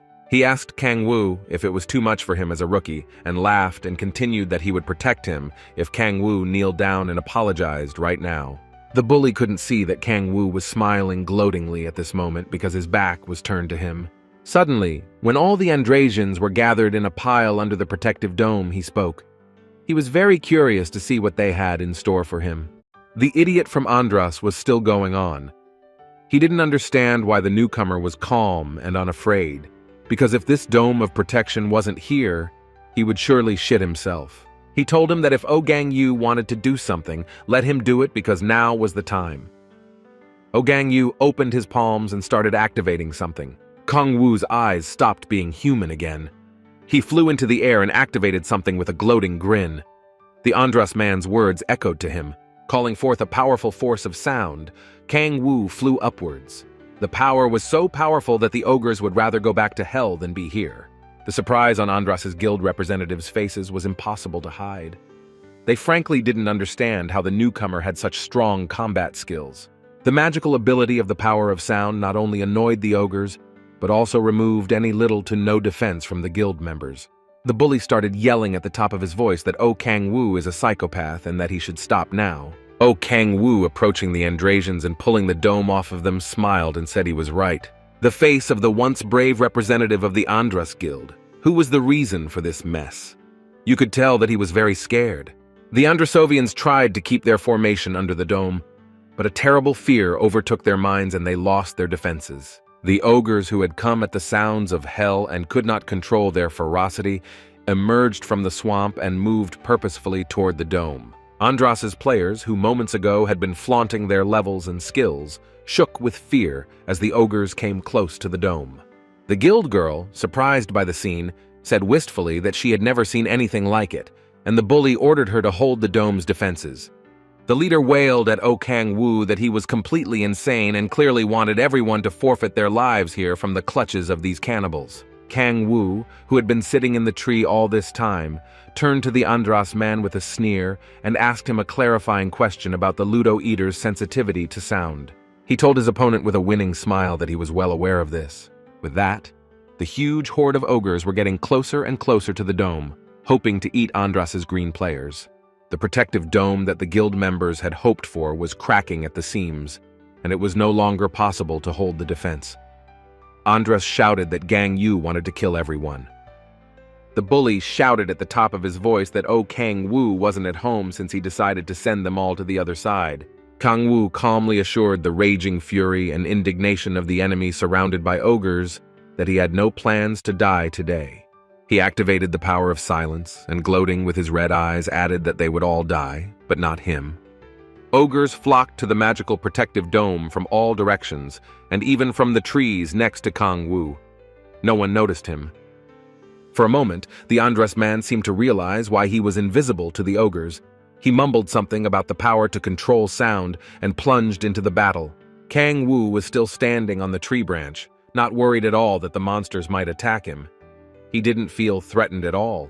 At the same moment, his opponent, the very bully from Andras with eyes full of terror, realized all the mystery of what was happening. The protective magic dome had practically fallen, and monsters could enter the sphere as if it were their home. The leader from Andras's guild was shouting at his partners to strengthen the magic barrier in every possible way. The ogre had already attacked and sent the Andras representative in female form to the other world. One of the Andrasians heard strange sounds behind him and turned around.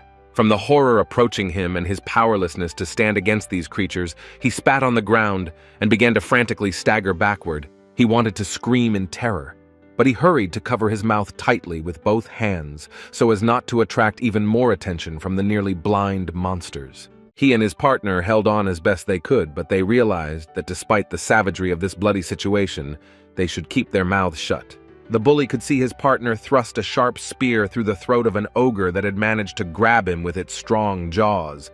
The spear fell out of the dying player's hands, and he made the last sounds of his life and dropped out of the game. Andras's daredevil covered his mouth with his hands to keep from making a sound. He was visibly sickened to see all his partners fall. He became very scared when he realized that because of his stupidity, he was left all alone with a huge number of unclean things with huge fangs. He begged KangWoo to come down from the tree and help him. He really didn't want to die. He said he was wrong, and he was wrong. The only hope for his worthless life was KangWoo standing by his side. KangWoo gloated and wished good luck to Hojun in this difficult endeavor. He raised his fist in the air for good luck. Unable to bear the pain of refusing to help, Hojun shouted at the top of his voice that KangWoo was a horrible, ungrateful person. That shout was a big mistake. The monsters quickly paid attention to the sharp sound, and in a moment, they were one step away from the arrogant player who had only a short time to live. At once, clacking their huge jaws with battered fangs, the ogres devoured the cocky Andrasian. The King of Darkness watched the defeat of his opponents and their demise.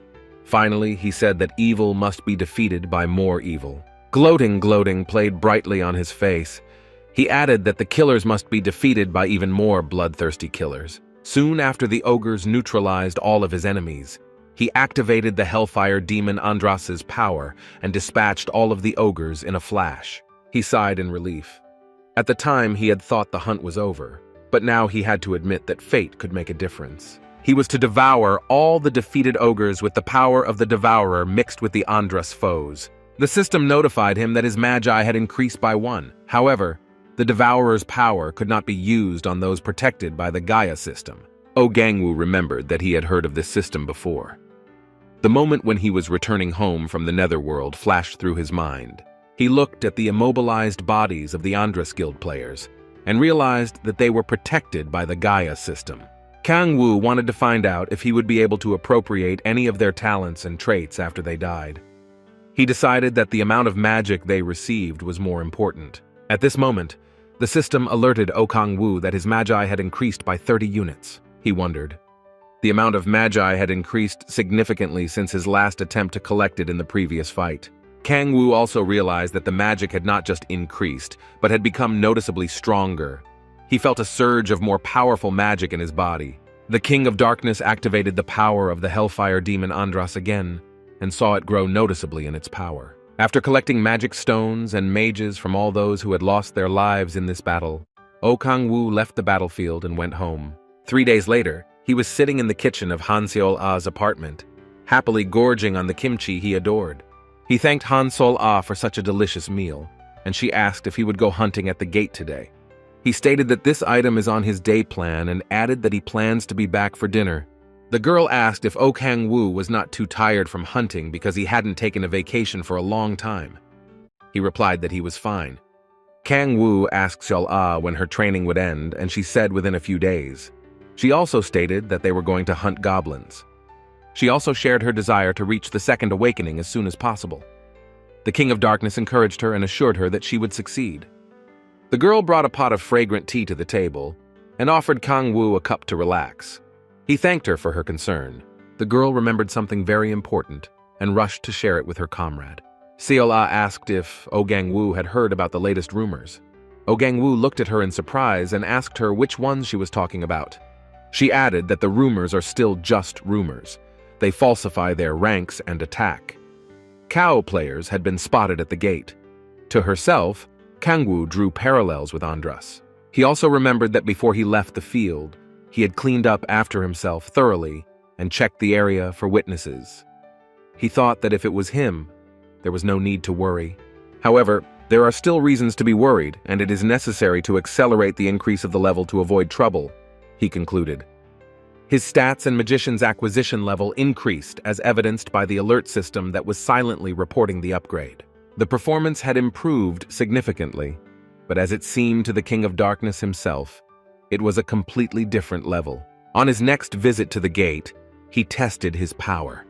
As he had expected, even the power of the Hellfire had changed for the better. He concluded that with each promotion, Mahjong's seal weakened more, releasing the languishing mage. The system notified of the third level's awakening feature. It was the ability to draw Mariok's power from the stones that transformed into mages. In the mouth of another slain monster in the gate, a magic stone was glistening. KangWoo decided that he had to try to pull out Mariok and turn him into a mage. The special ability of the third awakening is Mariok's Thirst, allowing it to draw out magic and transform into mages. KangWoo decided to immediately test it on the new monster. The monster held a magic stone in its open mouth, all covered in saliva. KangWoo took the monster's head in his hands. He felt that it contained more energy than usual. With the power of the devourer, he tackled another ogre. He thought he could make a good profit on the stones, but now it would be better to accumulate energy faster. He took a break from the process and looked at his cell phone. He decided that he had already made a good profit on the stones, and the financial issue could be closed for the day. KangWoo remembered that he still had plenty of time and decided it was time to try out his new power. He felt it was a good time to stretch out and try something new he hadn't tried before. The King of Darkness stood up to his full height and prepared to activate a certain magic skill for the first time. He squatted down and then stood up sharply again and soared into the air. He unleashed the power of the heavens within him. KangWoo thought for a moment. He had never encountered an ogre boss during his time with the ogres. He squinted his eyes and looked around. The boss of the ogres would probably give good rewards to the one who killed him, KangWoo reasoned. He realized that it was impossible to see anything in this thicket. KangWoo also thought that for the Watcher's strength, he also lacked energy. Suddenly, someone shouted bro behind his back. He turned around. He saw Dae-soo and someone else who were clearly not having a friendly conversation.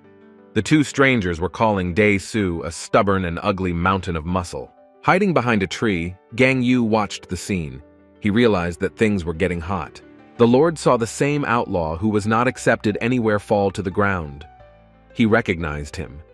He also heard Dae-soo angrily asking someone why they were attacking their own. Dae-soo was out of his mind with anger. He shouted at the two strangers and demanded to know why they were attacking the same players.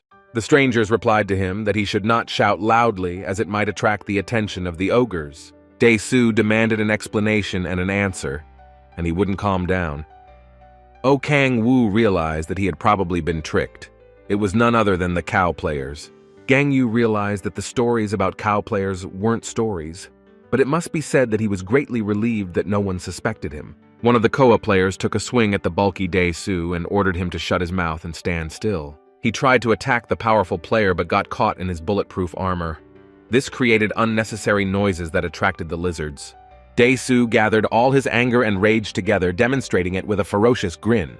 The one who had tried to attack him turned to his partner to ask if Dae-soo was really on his second awakening because his skills were clearly superior. Dae-soo clutched at the steel chains of his shield and growled to the strangers that they would never defeat him.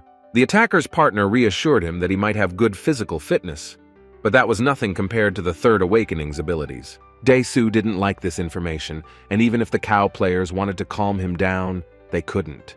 That was the look on his face. Suddenly, the strangers announced that it was time to call it a day.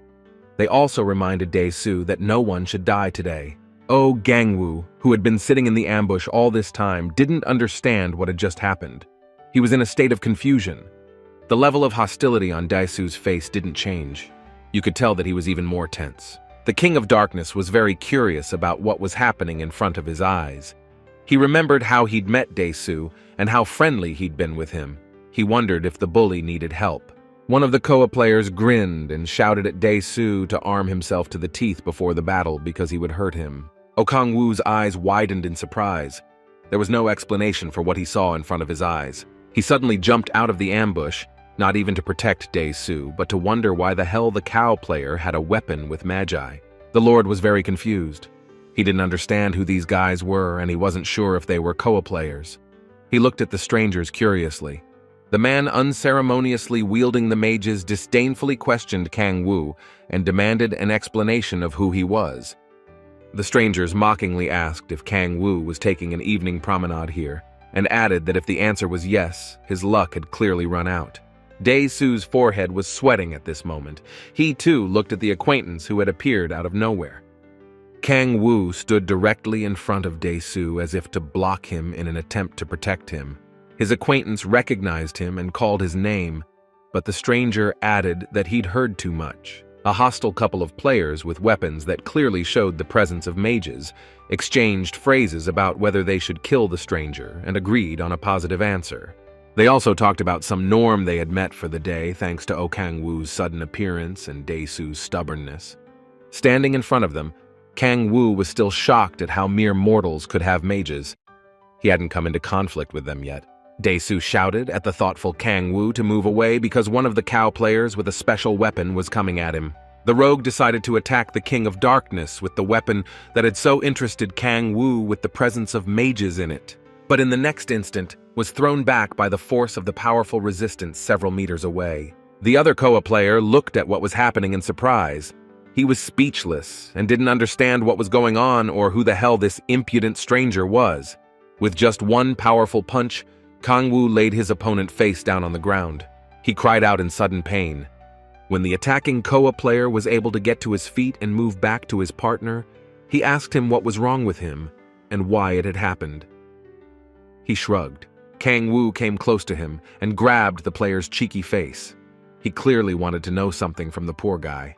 The King of Darkness had to punch the koa player a few more times to make him realize that the jokes were over and he had a worthy opponent. Dae-soo could only watch as his new acquaintance punched his detractors without giving them a chance to say a word.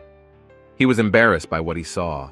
The Lord of Darkness realized that the cow player wasn't going to say anything and swung once more to strike his face as Dae-soo suddenly shouted his name.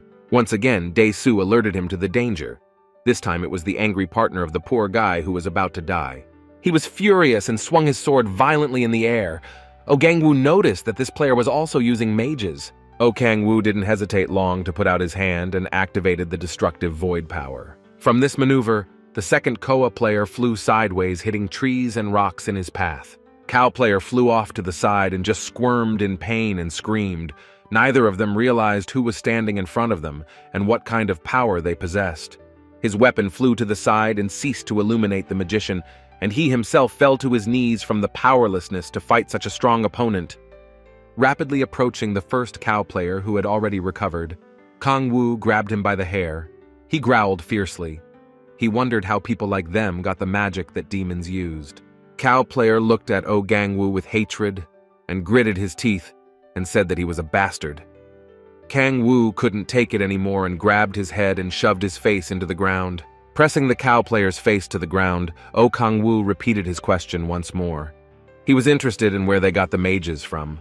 The player asked how he knew about it. KangWoo grabbed him by the hair and told him that he was the only one asking questions and he was only allowed to answer. He repeated his question about the mages again.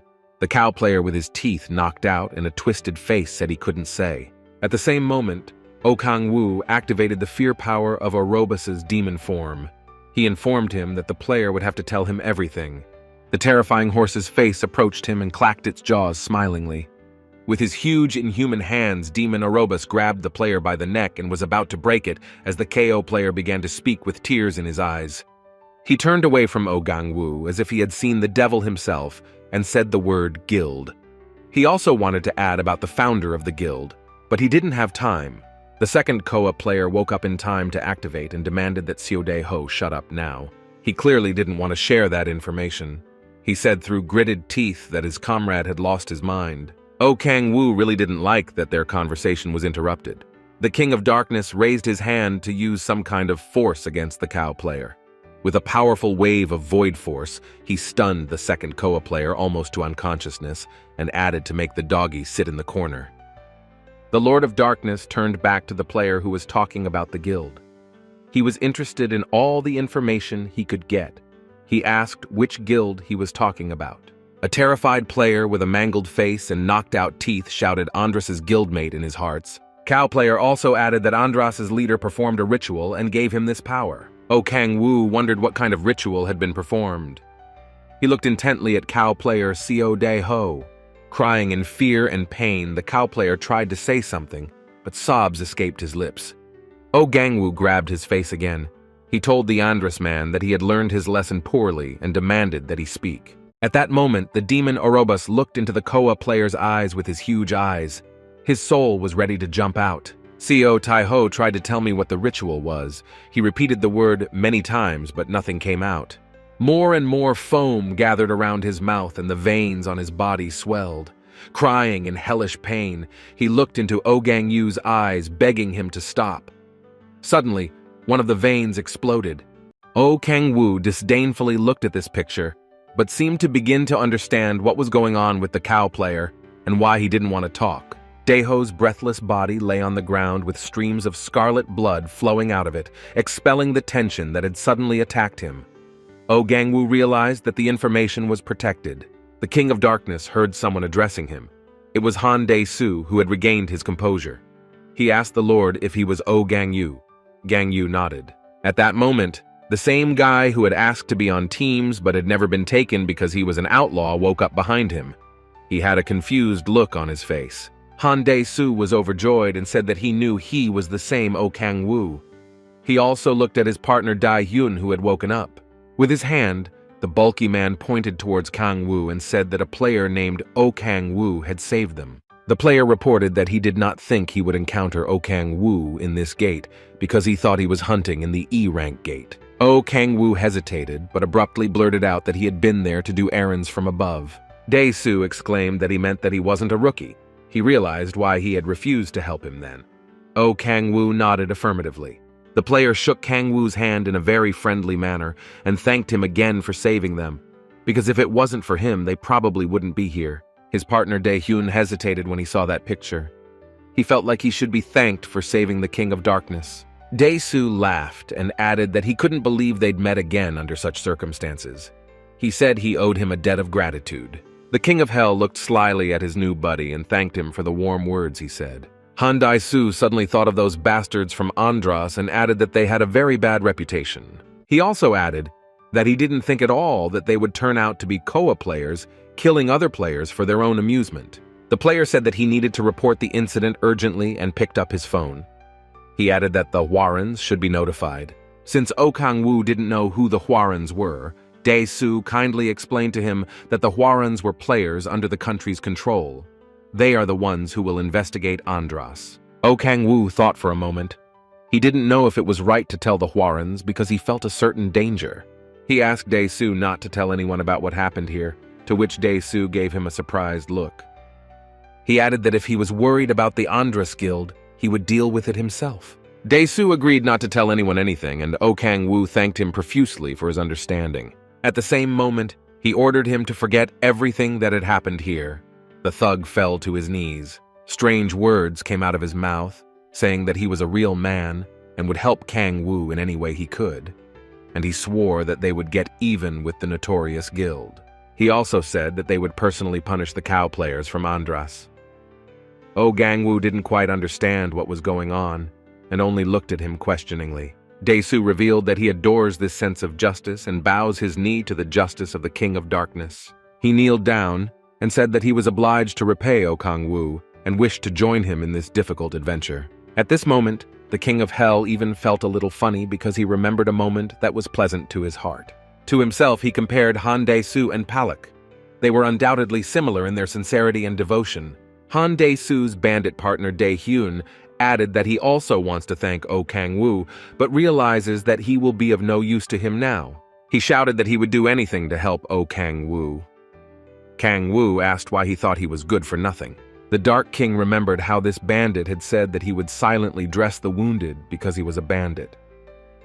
Now KangWoo understood why brigands were disliked. He reported his thoughts to his young partner, Dae-soo, who sadly exhaled and said it was his fate. Clearly being in a good mood, Dae-soo suggested to his partner in case he wanted to repay him to get the group together right now. Tears came to the outlaw's eyes. Of course he would like that very much. The boy said he really appreciated it. He added that he thought he was so worthless and had become Dae-soo's ballast, to which Dae-soo looked back in surprise. He hadn't expected such words. Bandit held onto his heart and promised everyone that he would be much stronger by the next time they met. Dae-soo cheered him up and told him that it was chivalrous, and that his valor and determination to improve were admirable. KangWoo thought they were in a bad place. The bandit bowed deeply and said he had to go, to which Dae-soo wondered if it was time. KangWoo smiled mysteriously. He thought that it was tempting to have people who owed him a favor. Looking at Han Dae-soo carefully, he also realized that this was all very interesting, but he didn't know what to do with him. The King of Darkness asked Dae-soo what his level was. He needed to find out all the information about his new friend. Dae-soo rather quickly reported that he was at level 12 and had just recently reached his second awakening. He also said that his first special ability was C rank, and that it was in hunting that he had leveled up. KangWoo asked with interest what rank his ability was. Dae-soo laughed and said that his special ability of the second awakening was A rank, to which KangWoo was surprised. He didn't really think that he had more potential than he expected. The Lord asked why Dae-soo didn't join any guild, since he had been invited to join any guild he wanted to join. Dae-soo said that he had thought about it. He also added that there was no need to join guilds now. KangWoo looked at him in surprise. He didn't know what he was talking about. Dae-soo wailed again that he was a real man, and he would faithfully follow the King of Darkness wherever he went. Again, he reminded KangWoo of the most loyal demon Palak. He laughed at what he had said, and KangWoo thought that it was not bad because Dae-soo had a high chance of getting powerful abilities in the third and fourth awakening. KangWoo also remembered that Han Seol-ah was about to reach her second awakening. He said that he was receiving Han Dae-soo. There was no limit to Dae-soo's joy. He was very grateful to KangWoo and called him brother several times. The new friend also offered to exchange contacts and pulled out his phone, waiting for KangWoo to say his number. While adding the number to his contacts, KangWoo turned to Dae-soo and said he had something he wanted to ask him. Dae-soo's eyes lit up with devotion. KangWoo asked him to stay at the gate because Seol-ah was about to graduate and needed the support and protection of such an experienced fighter. The player asked Han Sol-a what class Han Sol-a was, to which the King of Darkness replied that she was a hitman. Dae-soo nodded happily and said that he would accept her. Dae-soo added that damagers were easier to find, so a great group was just around the corner. They agreed that they would contact each other later. He asked KangWoo if he would go to Andras. At the same moment, one of the players and guild representative Andras woke up. He groaned from the pain running through his body. The Lord of Darkness interrupted and swiftly headed towards him. Grabbing the Koa player by the throat, he looked him in the eye. The Andrasovian looked at him with contempt. KangWoo said he has some questions for this player, and he better be able to answer them honestly. He looked his opponent straight in the eye and informed him to nod if he knew what he was talking about. The King of Darkness abruptly released him, and he fell to his knees. At that moment, Dae-soo turned away, clearly uncomfortable with what was happening. He listened intently to what the Andras Guild player was saying, and for some reason, he looked a little anxious. KangWoo asked the player's name, and he said that he was Kang Jul-ho. KangWoo continued. He said he'd heard that they'd discussed taking Dae-soo alive. He asked what it was. Chul-ho replied that he didn't remember. KangWoo didn't like it because he realized that he was hiding the information he needed. That Andras Guild bastard managed to piss off the King of Darkness again and punched him in the face. The terrible pain came over the Koa player again. He screamed. All he wanted now was for this agony to stop. KangWoo grabbed his face and shook him. He wondered if he remembered anything now. Suddenly, his victim cried out that the reason not to kill was because of the sacrifice. Lost and shattered, Chul-ho looked at the King of Darkness, who interrogated. He didn't understand what sacrifices he was talking about. At the same moment, KangWoo concluded to himself that Andras was even more repulsive than he had imagined. Then he remembered Hansol-ah's brother Hansol-ah had said something like that before. KangWoo thought about it. The King of Darkmeth came very close to the Andras Guild player and grabbed his face again. This time he used the demonic power of fear once again, and the profile, or rather the burning eyes of Orobas, appeared in front of the Koa player's face. Looking at the shameless guild player Andras, killing other hunters with his inhuman demonic eyes, he informed him that he had a request for him. A tired and tortured man dragged his suitcase behind him in some deserted place where only rats looked at him. Someone ordered him to stop and asked him if he was Kang Chul-ho. The player nodded, and the man with white hair asked where his partner from the hunt in the D-rank gate was. He was very curious about what had happened and where his partner was. Kang Chul-ho replied that his partner had died, to which the man asked how it happened. Chul-ho tried to shove the suitcase and not talk much, but the stranger was asking questions, and he wondered how a talented player could be killed in a D-rank gate with rookies. The stranger was indignant. He couldn't believe that two trained warriors in a low-ranked gate could experience such serious difficulties. He demanded an explanation of what had happened. Chul-ho looked to the side and said that there was a high-level player he could barely handle thanks to such a sacrifice. The stranger opened the suitcase and showed the beaten man. He added that he had now taken him as a victim. KangWoo was still breathing. They checked together to see if the prisoner's condition was stable. His face covered in blood and he was screaming in pain. The man told Chul-ho that he was acting strangely, to which the man made excuses with a disgruntled face, saying that his partner had died and that was the reason. Closing the suitcase, the stranger told him to forget, as it was even better with fewer people. The stranger also said that if he made a sacrifice, he could participate in the baptism, and all the magic would go to him since his partner was no longer here. Chul-ho was frustrated. The stranger continued. He assumed that he would be able to use a bit of mage power and called him a bastard. The stranger laughed and said that maybe Chul-ho killed his partner to take his share of the magic. Chul-ho shouted that he'd better take better care of the suitcase and that he was leaving. The stranger didn't like the fact that their conversation was interrupted. He demanded to know where Chul-ho was going. The player rushed along the dark, unlit streets because he didn't want to be here anymore. At that moment, the King of Darkness thought that maybe he was scared. The stranger opened some doors and went inside with the suitcase. He too thought that Chul-ho was overly sensitive. He carried the suitcase into a huge hall where people in robes stood along the carpeted floor, and an altar table was placed on the stage where someone sat. The one sitting at the table on the stage was the head of the guild. He informed the stranger with white hair that he was late. The man reported the information he received from Chul-ho. He said that they were delayed because of a high-level player who tried to stop them, and his partner was killed. The guild leader asked about the victim. The man pointed to the suitcase and said that the victim was there, to which the guild leader demanded that it be brought closer to him. KangWoo was in the arms of an unconscious man, as they thought. In reality, he had heard all the chanting of great Andras's immortality and power. Everything was going according to plan. The man in the mask of some horrible monster bird in a robe squealed and asked Andras to bless him with his great power. The guild leader thought that in a year of his conversion, he had many followers, and this strength was growing day by day. The servants from the Andras guild placed KangWoo's body on the altar and began to praise the great Andras again. They asked for the same destructive and monstrous power from Andras. In fact, she would always be scarce, so all-consuming she was. The head took off his mask. Behind it was the face of a young boy with bursting veins in his face. The ceremony had begun. Leader Andras's face was amused when he saw the breathless body of the strong player. He demanded that the magic stones be prepared quickly. Soon he opened a chest fully laden with magical stones and turned to Andras again to allow him to obtain the power. He looked at the still body of the King of Darkness and thought that the stronger his thirst, the bigger his body and soul became, and he turned into a real demon. Laughing loudly and angrily, the leader shouted that he would become a real demon. He asked the people around him who would receive the reward. The man who brought the suitcase replied that it was supposed to be Chulho, but he refused and ran away, from which the guild leader was a little surprised. He also said that in that case, there would be no reward today. The crowd protested. They had not expected such a turn of events.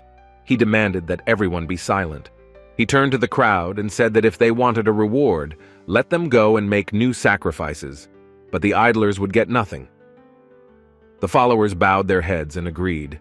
He also added that without his instruction and skills, they would have had no opportunity to perform baptismal rites and receive magi. The leader's eyes lit up with an inhuman glint, and the veins in his face were even more pronounced. He stated that this victim belonged to him alone. The guild leader called for the ceremony to begin and raised his hand. He clearly expected to fully enjoy the process. Along with all of his available magical paraphernalia, he stood on the pedestal opposite the body and began to activate the power of the magi. He noticed that the amount of magic stones he had would be enough for dozens more rituals. It would help him become even stronger. By creating this rift using magical stones, he was getting magi that gave him the very crazy power of the flame ruler Andras. He rolled his eyes in pleasure, as if he had taken a drug. The guild leader thought it would be good to devour her with every cell of his body. But he stopped immediately. He remembered in time why he needed a mediator. Without a mediator, the body wouldn't be able to withstand it. He grabbed KangWoo's head. He found a way to get magic from the victim. First, the magic is transferred to the victim, and then he drinks his blood. Let the demonic energy consume the victim, he said. Even though KangWoo was shouting and was extremely uncomfortable, he was holding up well, which the guild leader himself noticed. He thought that he might be a rank A player. The head also admitted that the longer the transfer process lasts, the more magicians he will be able to get. He watched his victim absorb mages, and he was surprised. She was absorbing 5 times, no 15 times more than a normal victim. Already, with a completely insane laugh and look, he noted that KangWoo was a very unique victim, absorbing much more energy that would be transferred to the guild leader. He demanded that the victim open her eyes and scream at the top of her voice, but saw that she still continued to take mages in vast, unthinkable quantities.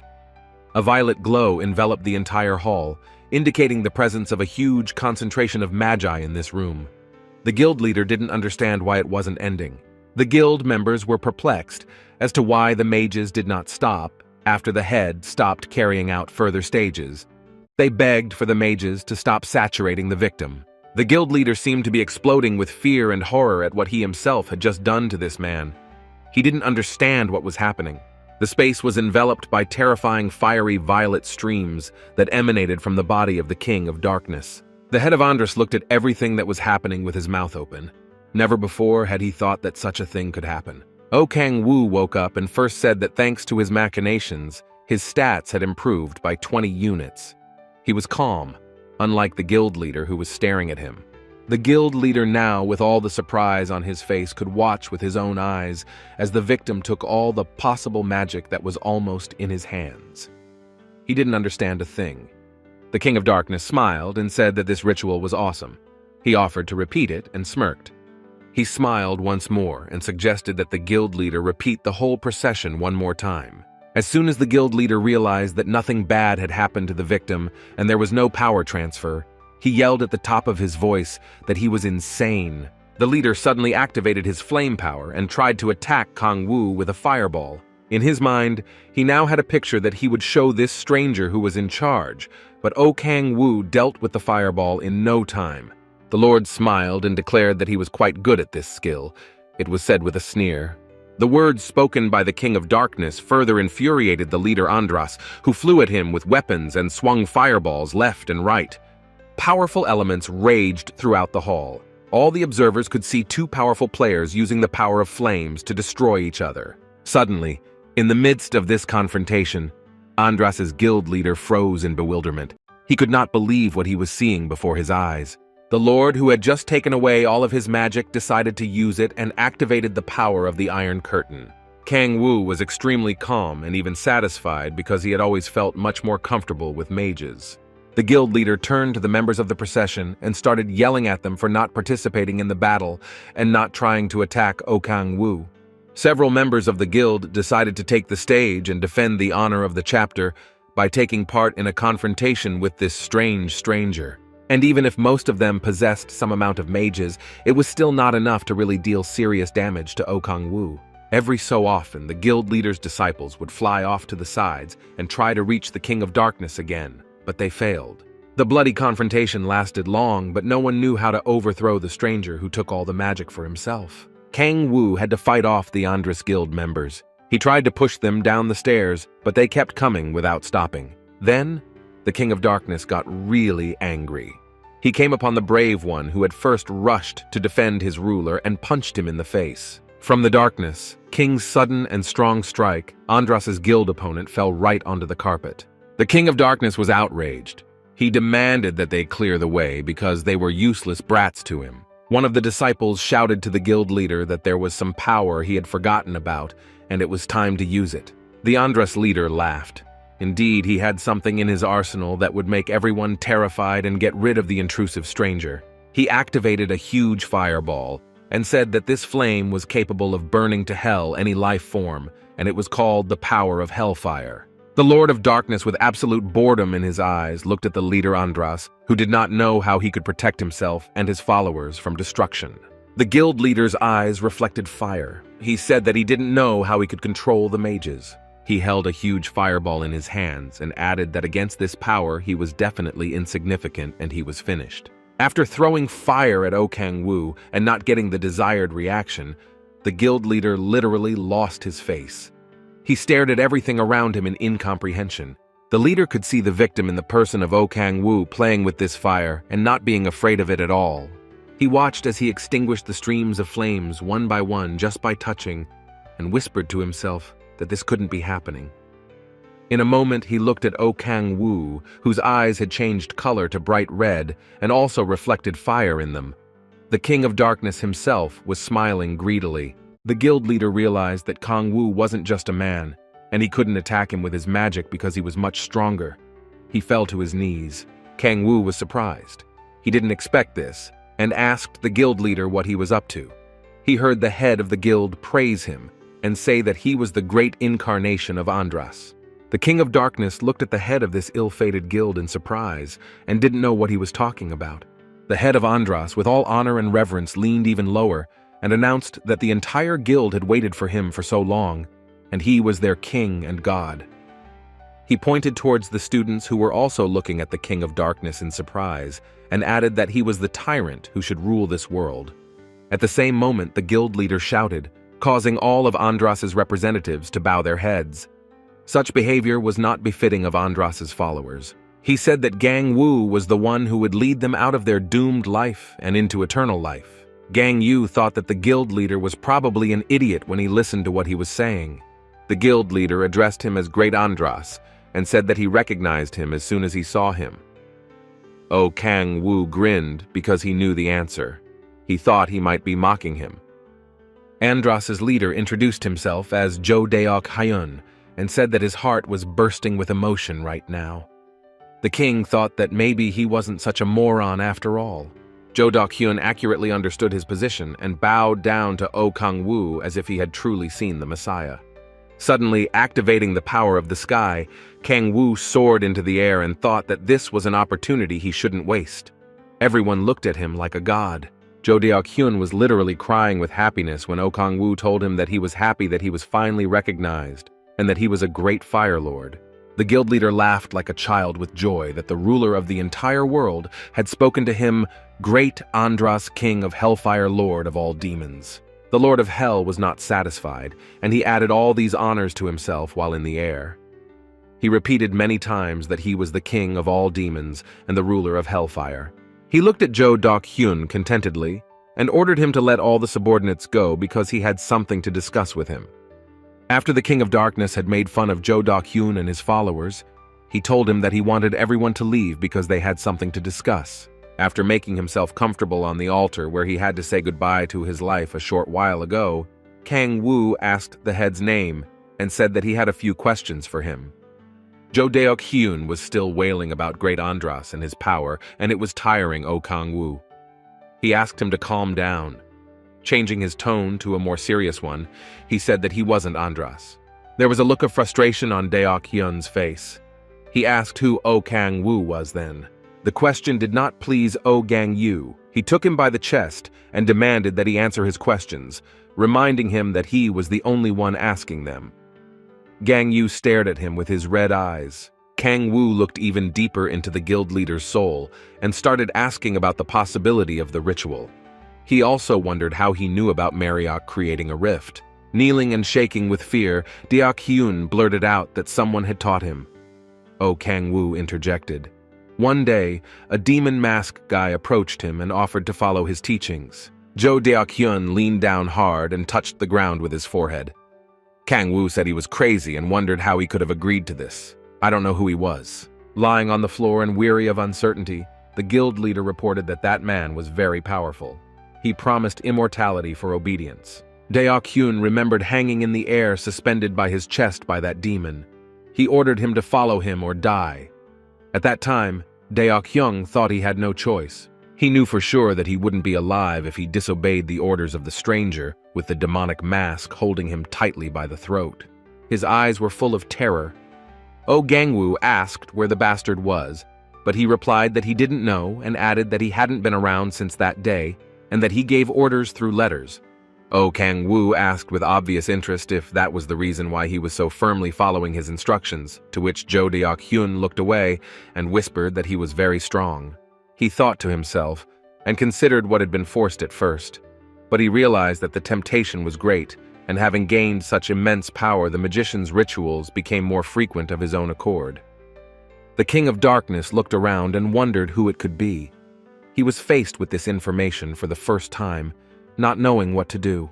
He thought about how this demonic doctrine seemed like just another cult, but the problem was that they knew how to get to hell, and that wasn't worth ignoring. KangWoo demanded the guild leader to hand over the order letters and soon received one letter. Gang-yu was surprised and asked why there was only one letter. Jo Deok-hyun confirmed in a voice full of terror and fear that there was only one letter. KangWoo nodded and started to open the envelope. The first words that caught his eye were the words about the requirement to absorb mages and become stronger and convert as many players as possible. He reread it in horror. This letter put the King of Darkness very much in thought. He had nothing to say. He reread it again and questioned that Yonu One Leon had gotten such a decree, to which the guy said he didn't know. The King of Darkness lowered his head. He thought that Deok-hyun was probably not the only one, or else they were idiots. They would never realize what they wanted by relying on Deok-hyun alone. KangWoo abruptly grabbed the guild leader by the chest and began to shake him. He wasn't satisfied with this answer because he wanted more information. The King of Darkness activated the demonic fear power of the Oroba's demon. His eyes burned with red fire. He said that he would say 3 things that one should listen to carefully. A huge horse with a white mane was standing in front of the guild leader at this moment and looked straight into his soul. The first thing he said was to find out about the head of the cult. He also told him not to conduct the rituals anymore and to keep everything secret. Gang-yu ordered him to get out of his sight. Seeing the guild leader fleeing in terror from the ill-fated ceremony hall, KangWoo thought that although he had forced them to stop their activities, they had done a lot of bad things. He even considered the possibility that they had performed their rituals more than once or twice, and when the Hwarens got on their trail, they would start a serious investigation. KangWoo also thought about the risk of the Hwarens coming after him while he was investigating the cult. The King of Darkness immediately calmed down. Leakage was impossible. The power of the Oroba's demon's fear he had applied would refract any desire for Andrasian chatter. He exhaled a sigh of relief and headed towards the exit of the Andres Guild ceremony hall. It had been a long day. He needed to rest and heal. A happy and joyful KangWoo showed up at Han Seola's apartment door and told everyone that he was home. He really needed to catch his breath. A worried Seola came out of the kitchen. She wondered what had happened because it had been so long since he had contacted her. She said she called him, but he didn't pick up, to which KangWoo said he had something to deal with and was fine. The girl was obviously worried about him. Smelling this moment of concern and worry, KangWoo unmistakably smirked and thanked her for thinking of him. Of course he was flattered by the girl's attention. The girl also felt that she had said too much and became embarrassed. KangWoo said he would warn her next time, to which she said she was taking him at his word. Seol reminded him that he was home now and needed to eat dinner. The King of Darkness blurted out that he wanted kimchi, of course. An overjoyed Han Seol-ah laughed. She said that she knew he would choose kimchi, and so she started cooking it with stew, which made KangWoo drool. At that moment, he was grateful to the universe for the fact that she cooked for him almost every night. KangWoo said that he was very grateful to her, to which the girl said he shouldn't be. She was in a good mood and also said that she had reached her second awakening on the hunt today, and it was time to pay the bill, to which KangWoo almost choked. He asked again. The girl continued that in addition to her second awakening, she had gained the special ability of blessing light in rank. Seola glowed as she said this. KangWoo at that moment thought that now the great group with Dae-soo could really claim their existence. Healer with high-ranking ability and a great tank. He also thought that if they worked together, their power would be far beyond their limits. He asked if Salt had received an invitation from the guild, and the girl nodded affirmatively. KangWoo asked her which guild she wanted to join, to which Seol-ah assured him that she had no such goals despite the high demand and the huge number of invitations. She added that she didn't want to join a guild but wanted to help him. KangWoo thought she was definitely an angel. He was careful to say that despite the abilities gained and the awakening, it wasn't a good idea to join him now. The Lord got a little more serious than he had hurt the girl. KangWoo said that even at this stage the Salt wouldn't be able to help him. She sighed heavily and said she understood. Silence fell in the kitchen at that moment. KangWoo realized he had hurt the girl, and she realized he was right. He thought it might be later. He covered his eyes in frustration. He also realized that he was a stronger player than anyone else at his level, and if he made the team now, he would miss out on opportunities at his level. He had a strategy in his head that he needed a group with players who complement each other like Tank Dae-soo and Hitman Han Seol-ah. Deciding to break the silence, KangWoo told Seol-ah that he knew a tank with A-Rang's abilities, and he thought they should team up. The girl seemed to let this information pass her ears. She was upset and said quietly that she understood. He also said that when she reaches a higher level and gains experience, then they can form a group to go to a more serious gate together. Whether it was true or not, no one knows anymore, but her mood improved and she replied that she would be happy to join the tank. KangWoo added that both of them are strong players, so they can help each other level up pretty quickly. The girl added that she wants to do it faster. She assured me it wouldn't take long, but until then she would help as best she could. The heated kimchi bubbled in the pot. Thanking her once again for her care and warmth, KangWoo thought about it. He thought that he had a great strategy to invest in the future. Tasting the aroma of the tantalizing kimchi, he realized that now he had to do something to help them raise the level. Seol-ah said that while they were chatting, the food was cooking. Just like any other time, KangWoo, who was enchanted by this flavor, was simply speechless, and all he could utter were sounds of exclamation and appreciation for this dish. KangWoo was about to dive his spoon into the pot of kimchi, but Seol-ah stopped him. She told him to wait and try a different version today. The Dark King's eyes widened in surprise. He had never imagined that his favorite dish could become even more delicious. It was ramen stuffing. Enjoying the usual human pleasures in the form of deliciously flavored food, KangWoo didn't notice how immersed he became in his thoughts about the demonic cult. He called them bastards to himself and promised to protect this planet, if only for the sake of kimchi and ramen. He would definitely save this world from evil. The next day at the player service center, KangWoo was told that the C-rank card would be delivered tomorrow. He asked if he could pick it up earlier, but was told that he couldn't. The reason the certificate will take a whole day to prepare is because of the rigorous testing of the magic stones. That's why it's impossible. As KangWoo walked out of the center's doors, he remembered that Han Seol-ah had said that it wouldn't take more than a day. A slightly annoyed and tired KangWoo hesitated. He had expected to receive the card today. He was surrounded by people just like the players. He thought about the fact that he hadn't rested once since he came back to Earth. He saw that the players were trying to live harmoniously and do their favorite things. KangWoo thought that this was a chance not to be missed. KangWoo looked around in complete ignorance of the world. He looked at the screen of his phone at that moment, thinking about the fact that before going to hell, he didn't have any money to go anywhere. So he killed time reading comics and watching movies. At the same moment, he decided that it was better to turn off his phone and not go back to the past and try something new. He decided he shouldn't live like he did 10,000 years ago because he'd worked too hard to get back to the human world. He decided to try everything. A computer club that beckoned him with a brightly glowing sign caught his eye. Oh, KangWoo thought about it. It was something new for him to visit an internet cafe or a computer club. He looked at the details on his desk and noted that the chair was very comfortable. When he opened his computer, KangWoo was even more surprised as the system offered to order food for him. He was drooling. He thought he was in heaven.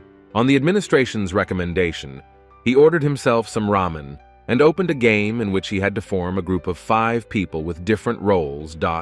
He thought it was almost like life. The game finally launched, and the hero KangWoo, in the form of a cute cat of his choice, was welcomed into the stream of summoners. The King of Darkness was surprised by the game format in a good way. As in life, the hero of the King of Darkness needed to defeat the most terrible and ferocious monsters to save his world. Gold was awarded for each successful confrontation. KangWoo saw another character appear on the screen behind him. He thought he was a newcomer because he was upset. At that moment, someone in the chat room was wondering what the hell he was doing. The Lord thought it would be a good idea to explain to the green gaming partner how to kill monsters and get gold. The Lord thought it would be a good idea to explain to the green game partner how to kill monsters and get gold. They brought the flavorful ramen that the internet cafe management had recommended. Mr. KangWoo asked for a bowl of change to be placed in front of his keyboard. While KangWoo was enjoying the magical ramen with radish, the game chat was bursting with discontent right as he was eating. After he finished eating, KangWoo thought he would definitely order this ramen again. He decided to drink the pleasant spiciness and flavor of the dish with a fizzy soda. After taking a couple sips of refreshing soda, KangWoo finally deigned to pay attention to the gameplay and chat. He was very surprised. The message on the screen said that he was dead. Someone was swearing really hard at a certain Teemo, who ran away from a game confrontation just seconds before the whole team was supposed to be upgraded. KangWoo thought for a moment. The game nickname Teemo belonged to him, and if anyone was complaining about the lack of responsibility and discipline in the game, they were complaining about him at the moment. The Lord turned his chair with interest and a desire to know who had a bad rink and who was so nervous. He looked around and saw a girl on the next side, getting nervous. The girl demanded an explanation of who was poking his inquisitive eyes into her screen. KangWoo continued to stare at the stranger incomprehensibly. The girl almost shouted at him, telling him to turn away because her mood had been ruined by some unexpected event. She glanced at the screen of KangWoo. The girl was dumbfounded. She asked sharply what it was. An oil painting indeed, murdered characters, and a calm king of darkness. He was amused by the coincidence, because he had seen a similar picture on her screen. KangWoo said it was a funny coincidence, but quietly muttered to himself for the best. When the girl realized who leaked the rolling on the screen, she suddenly stood up and approached KangWoo. She rudely asked him seriously if he thought it was the right time to gorge on ramen. She threatened that he had better run away as she was very angry at his irresponsibility in the game. The girl insulted him several more times and pointed at the door. KangWoo didn't quite understand the reason for her anger. He looked at her boredly with a distinct lack of interest and asked who she even was and what she was talking about.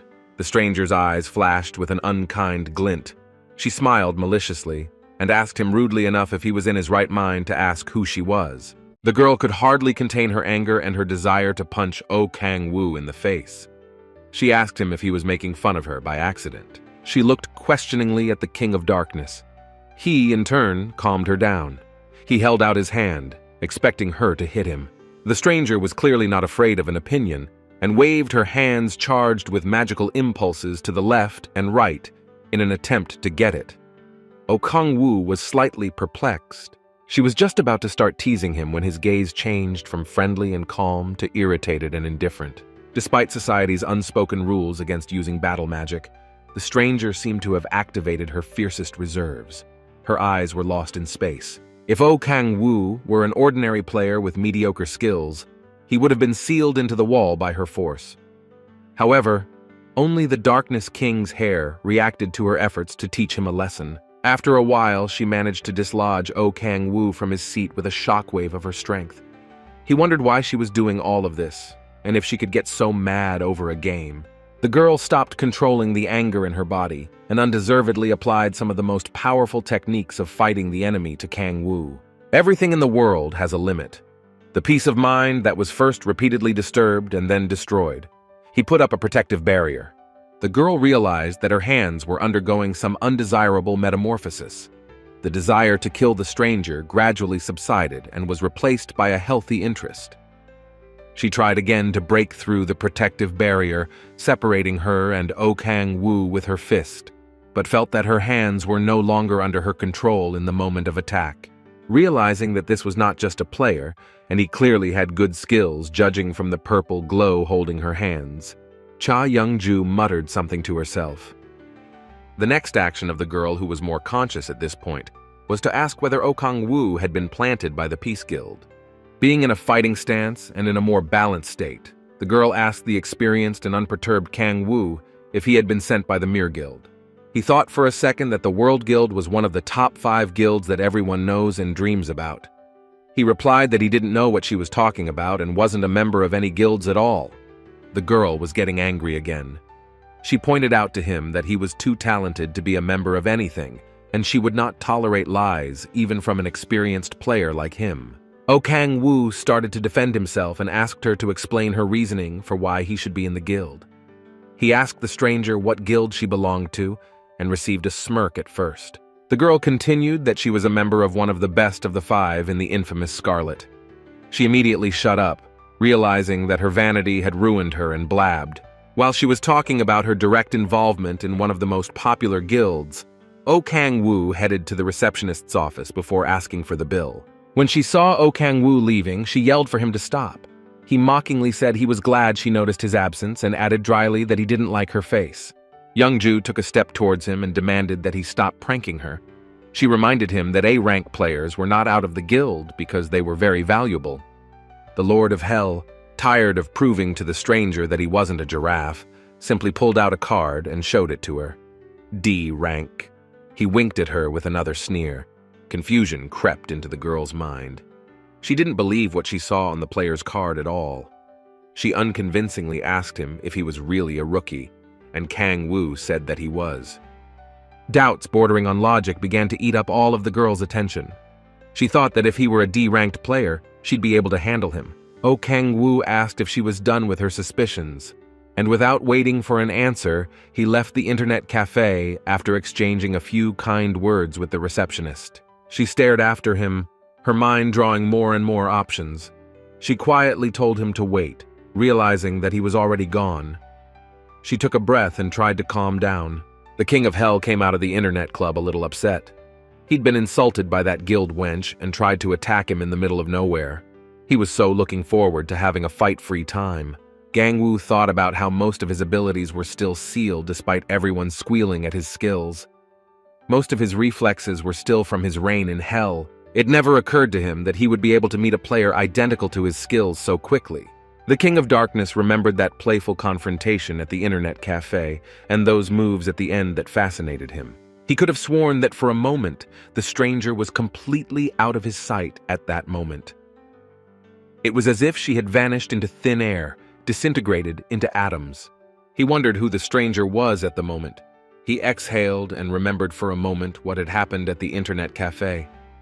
KangWoo wanted to know where she got the resources for such a big fight. He walked down the street, immersed in the thoughts that the aftertaste of this strange encounter had brought him. In a moment, he felt as if someone was following him. KangWoo looked around and questioned in surprise. With a swift step, the man's feet snapped downward in a leap. It was the same girl from the Scarlet Rose Guild. She apparently didn't finish her sentence. Her gaze was very serious. She was intent on learning about a new player she didn't know with above-average stats everything. Standing on the ledge of the first floor, she made sure no one was around and pulled out her cell phone. The Scarlet Rose Guild's emblem appeared on her phone's screen. She was probably logging into some secret connection to contact someone. The other end of the line said it was the strategy department. The girl's name was Cha Young-ju. She then asked to be connected to the head of the human resources department. The person on the other line introduced himself as Park Han-woo, the head of the human resources department. He knew who called him and called the girl as the head of the guild. The girl said hello and asked Hyun-woo to investigate something that was very important to her. Hyun-woo asked if it was about a demonic cult. Yeonju replied that the question is moot and added that the player she met at the cafe is suspicious and possibly hiding his identity even though she saw his card. She said the player's name is KangWoo and he's a D-ranked player. He also does not have an identification stone to prove his identity, suggesting that the card is fake. The girl added that he could kill players of his level and below. The man on the phone tried to object. She said that he was not who he said he was and had calculated her moves. Park Hyun-woo replied that no conspirator involved in the cult had ever managed to defeat her even in not her best form, and it was impossible. It was, until now. The girl reminded her that she had been in the demonic cult business for a long time and had never once met someone stronger than her. She remembered KangWoo and how sharply and quickly he had managed to react to her attack, and how he did it. It was a game. Young-ju called KangWoo a jerk, recalling the whole picture of her sudden defeat in front of a stranger. For a second, the girl wondered if it was really his fighting skills and trained reflexes, but stopped and concluded. She realized that if his skills were taken into account, he was one of the main representatives of the cult, or a leader at all. Her hands began to shake with tension. Park Hyun-woo asked if this was seriously a cult activity. The girl replied that it was likely and should be checked thoroughly. Park Hyun-woo replied that she understood the task and was investigating and hung up. Young-ju was deep in thought. She thought that although she didn't know about KangWoo's involvement in the demonic cult, she knew one thing for sure.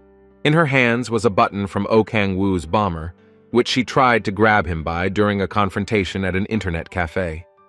At that moment, somewhere on the street, a frustrated KangWoo noticed that a button on his bomber had come off. He thought he hadn't dodged the stranger well enough. It was as if an invisible link had slipped between the two players. The girl thought that without knowing anything about him, she felt that he was stronger than her. She thought about the fact that if he really is a D-ranked player, and it's all his accumulated experience and talent, then she wouldn't be able to be the strongest player. KangWoo walked down the alley, and thought that as soon as he received his new ID card, he would go to the S-rank gate. The girl returned to the cafe through the restroom, letting him know the break was over with a desire to get back at him at least in a game. As she approached the place where KangWoo was sitting, waiting for him to come back soon, Young-ju realized that the jerk had already left. Young-ju walked to her chair and looked at the screen questioningly. A veil of anger was obscuring reality, and bright red lightning bolts of rage seemed to be flashing in the air. She saw that due to her long absence from the game, her player rank from gold had been downgraded to bronze. She clutched her button and vowed to get to KangWoo. At that moment, walking somewhere in the city, the King of Darkness experienced a strange, cold feeling on his back. He wondered what it could be and hugged himself to his shoulders. The next day, KangWoo, as soon as he received his ID card as promised to himself, went to the S-rank gate. In his hands, he held a new upgrade card and a memo. Trolls dominated this gate, called the Mokden Gate. He was eager to go hunting. The police stopped him at the entrance and informed him that only C-ranked groups of at least 5 players were allowed to enter. The reason is that dangerous trolls have appeared. One of the officers reported that a troll boss has appeared and that single players are not allowed to enter for the time being. The Lord of Darkness replied that he understood. In his heart, he was frustrated. As soon as he raised his rank, Some strange monsters would appear and destroy his plans, like a house of cards. KangWoo looked around. People were talking about the new troll as entertainment. Some asked when it would appear, others were not happy about the prospect of going there. KangWoo thought that the atmosphere at the C-rank gate was special. It was completely different from the atmosphere at the lower-level gate. Looking at the players willing or unwilling to pass through the gate, he noted that their equipment was also an order of magnitude higher than in previous gates. The Lord of Darkness realized that the test at the S-rank gate was more serious, and it was impossible to pass through it alone. He pondered what he should do.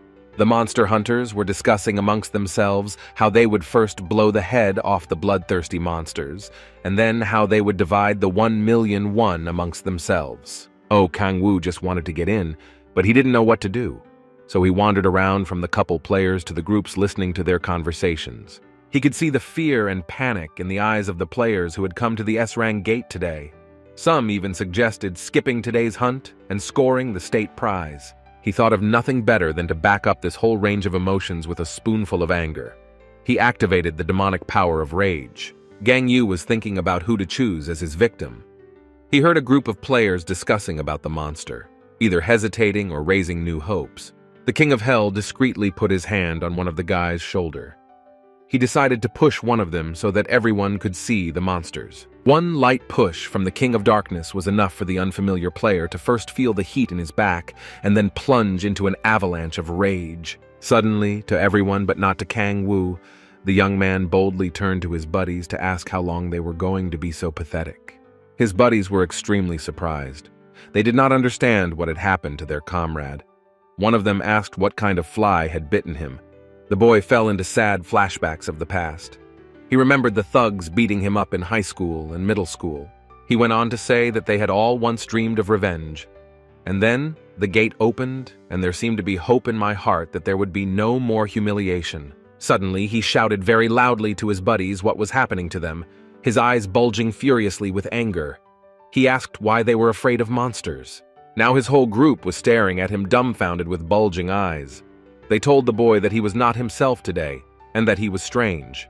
At the same moment, one of his buddies, as if catching this wave of rage, shouted that he didn't understand why all the big men were trembling in front of the monsters they would kill in no time. A newly interested player added that he would never forgive his brother's death. Behind him, someone shouted even louder that he would slaughter everyone. Another comrade joined the discussion and said through gritted teeth that he would kill everyone and be rewarded for his suffering. He added that you can't hide in a low-level gate for the rest of your life. He looked at his friends and angrily hissed that monsters or not, he would surely bring the offenders to their knees. One by one, the demonic power of rage overwhelmed the entire formation of players. They were all thirsty for the blood of the monsters and the boss. The guards looked on in incomprehension at what was happening.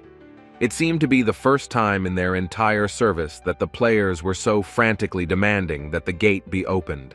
One by one, the players, racked with rage, approached the gate guard and shoved their cards in his face, demanding to be let in and get even with the troll boss and his subjects. The crowd was in a frenzy and was almost ready to blow the guard station and the gate itself to smithereens.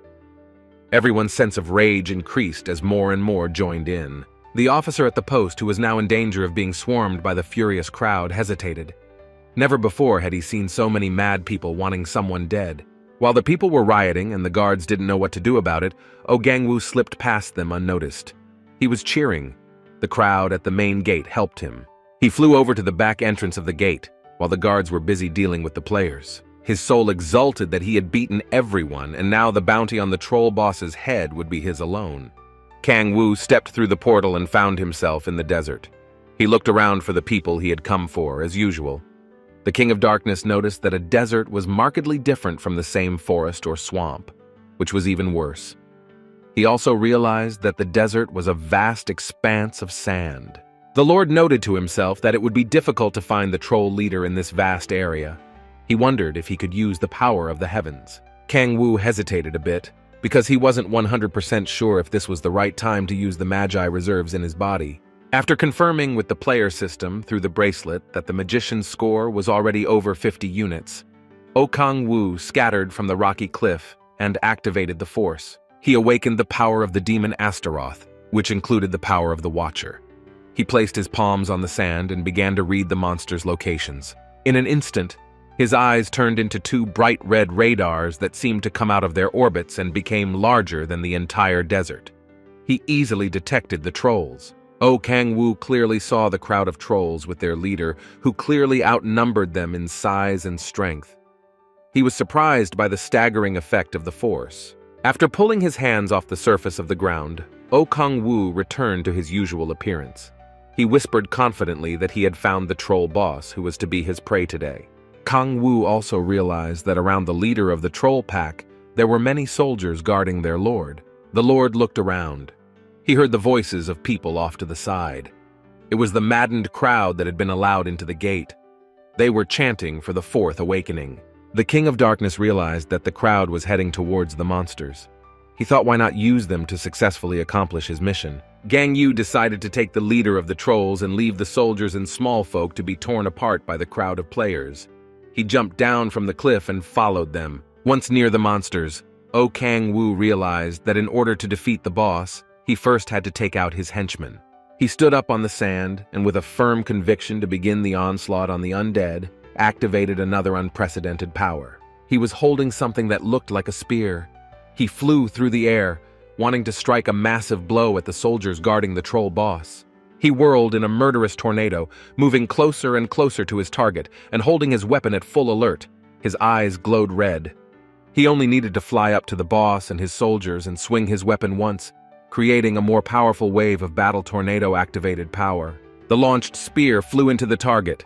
The bulky troll boss instantly collapsed under the unprecedented strength of the King of Darkness and his throat-piercing weapon. Suddenly, the system started notifying KangWoo that he had heroically defeated the troll boss single-handedly, and his points had been tripled. His level was also raised. He was shocked. KangWoo watched as the loyal soldiers of the slain troll boss stood over his huge body, wheezing furiously in his direction.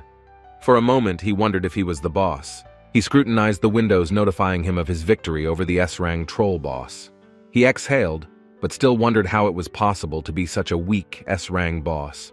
The King of Hell tried to remember him in his lifetime. Huge, with eyes full of rage, he was clearly not a weakling.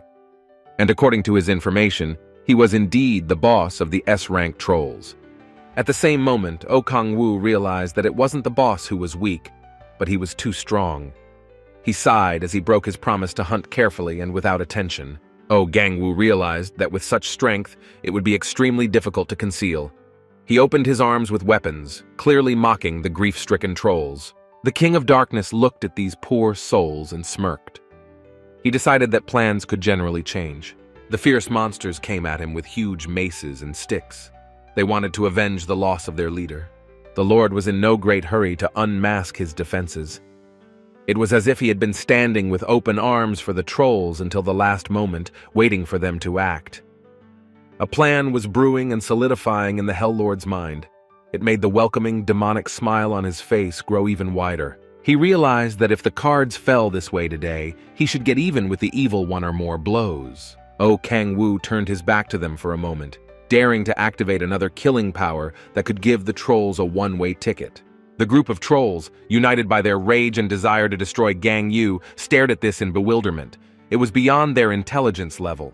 With an attack that unleashed the full power of his blade, KangWoo gave a decisive blow to one bulky man, and he fell before he could even utter a sound. The others were next.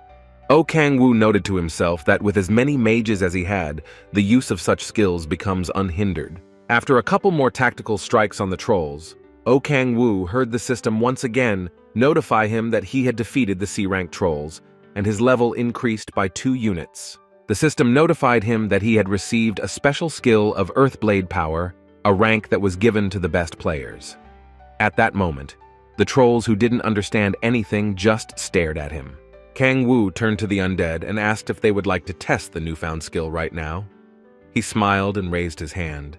Magi was accumulating on his fingernail. 1 drop of Magi was enough to turn the desert into a bright purple target, where the remaining trolls were targeted. Once again, the surviving trolls frankly did not understand what was happening on the field of this confrontation. It wasn't until some time later, when the purple circles of earth blades reached them and began to chop their feet, that they realized how much damage KangWoo could do to them. Realizing that these circles could be the cause of their deaths, the trolls ran in the opposite direction, thinking that the attack had passed them by. But the power of the earth blades mercilessly caught up with them across the sand and rose into the air to create a meat grinder for the trolls. KangWoo only watched as the limbs of the monsters flew through the air. Seeing the lifeless bodies of the once dangerous trolls fall from the sky, KangWoo triumphed. Another victory was in his pocket. Activating the power of the devourer, KangWoo began to absorb the monsters' bodies with a violet glow. At this moment, a notification came in that the mage had been upgraded by 2 units. He was surprised. KangWoo was a little disappointed. He thought that the mage had increased by such a small amount due to the fact that he had more than 50 units himself. Now the King of Darkness understood what they meant when they talked about the gradual increase in difficulty of increasing stats. There were 4 levels left until the 4th level of awakening. KangWoo decided to hunt some more. Meanwhile, a group of players searched the entire desert for the boss. They complained that they couldn't even see it from the outside, let alone defeat it. Amongst themselves, the team of players discussed the possibility of falsifying information about the troll boss because no one had even seen the trivia, let alone their leader. Other players added that they were lucky enough to see only a few trolls fleeing in fear into the unknown. Eventually, they came across a place that looked like the boss's trail. The players thought that if there was a trail, then where the boss himself or his body had gone. A group of players decided it was time to go home despite the lack of any positive results. Many lamented that they were tired of wandering around the desert. The crowd stood over the spot where the troll boss had clearly fallen and discussed that they needed to complain to the player center or to the government because they had miscalculated the timing. The Lord of Hell thought it was a relief to see the clueless players leave the space. He also noted that the power of rage was still working on the crowd of hunters. KangWoo realized that in order to draw attention away from himself, he needed to join the players as if he had been with them from the beginning. He listened to their grievances as he headed for the exit. After leaving the gates, the crowd went to the security guards demanding an explanation for this oversight and compensation for the players. Everything was going according to his plan, and no one had any idea where the troll boss and his entourage had gone. KangWoo smiled as he suddenly heard someone shout silence. KangWoo looked in surprise at the direction where the silence order came from. He was frightened and surprised. A squad of Hwarans was heading straight for the gate of the S-Rang. They all looked puzzled, and their marching step was unbroken. The Overlord could hear the crowd talking. They were discussing that they could understand the fury of the players who had returned from the gate, but it was unlikely that they would risk it. KangWoo wondered what they had come for like everyone else. The entire crowd roared when a gawker suggested that they all look in the same direction. KangWoo could see the figure of a man in a serious outfit from afar.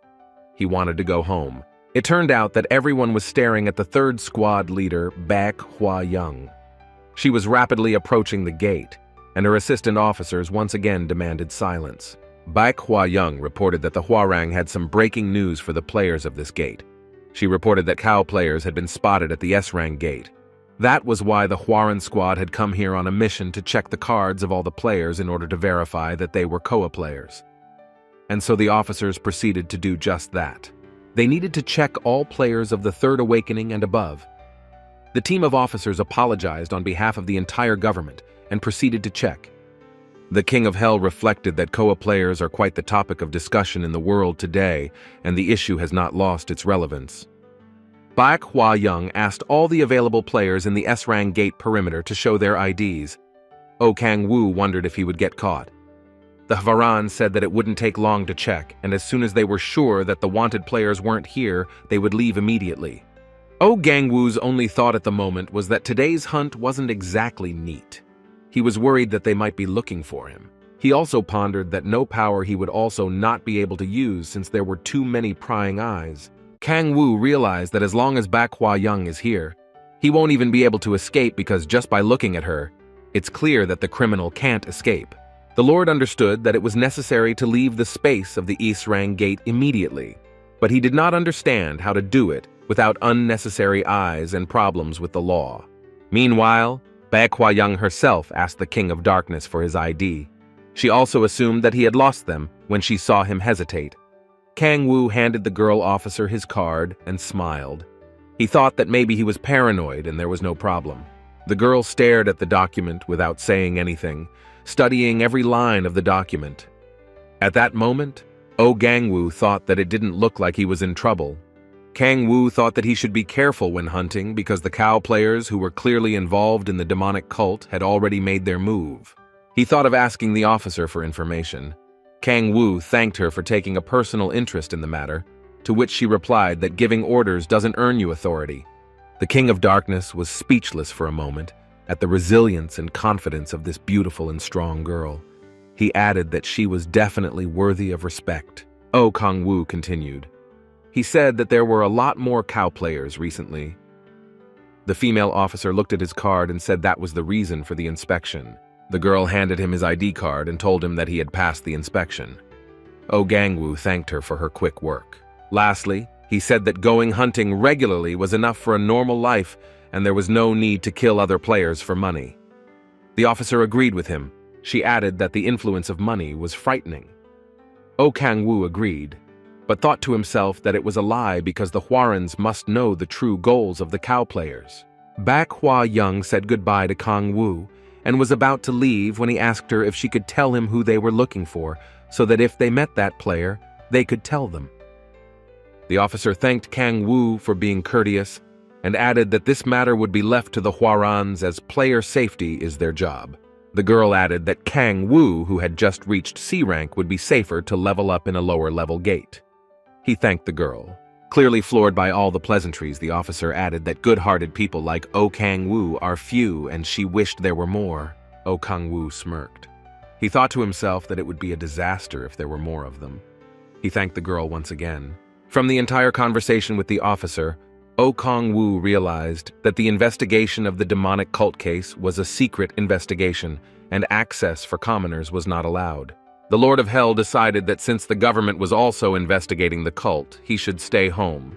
He dialed Han Dae-soo and asked him to meet him. After a few days, KangWoo finally met up with his buddy Han Dae-soo at a coffee shop in the city. Dae-soo extended his huge and warm hand to greet Han Seola, clarifying whether she was the talented Hilaire he was talking about. Seola replied convincingly and added that she was also happy to meet a serious and strong player like Dae-soo. KangWoo looked at her embarrassment and felt a strange emotion. The player told KangWoo with Seola that they are a very beautiful couple and look good together. KangWoo asked him not to embarrass his girlfriend by staring at her endlessly. Sitting at the table, KangWoo returned to the pressing topic of the meeting, which was the formation of Sola's group with Han Dae-soo. He said that he would really like them to hunt together in the D-rank gate. Dae-soo agreed. He explained his agreement by saying that anyone would be willing to accept a hitman with B-rank's special ability as a member of his team. He asked if this was his daughter-in-law's only ability, to which Seol was surprised, but then laughed. KangWoo studied her emotions with interest at that moment. Tank said there was no need to be shy, and it was fine. He brought the conversation back on track by asking what kind of ability Han Sola had. Sol-ae summarized that her ability is called Blessing of Light. It can be used not only to heal players, but also to buff health and agility. Tang Dae-soo looked at Han Seol-ae. He looked at Han Seol-ae with surprise, asking if she could really both heal and buff a player on his team at the same time. Seol-ae nodded convincingly, and added that she could still use an additional skill to attack.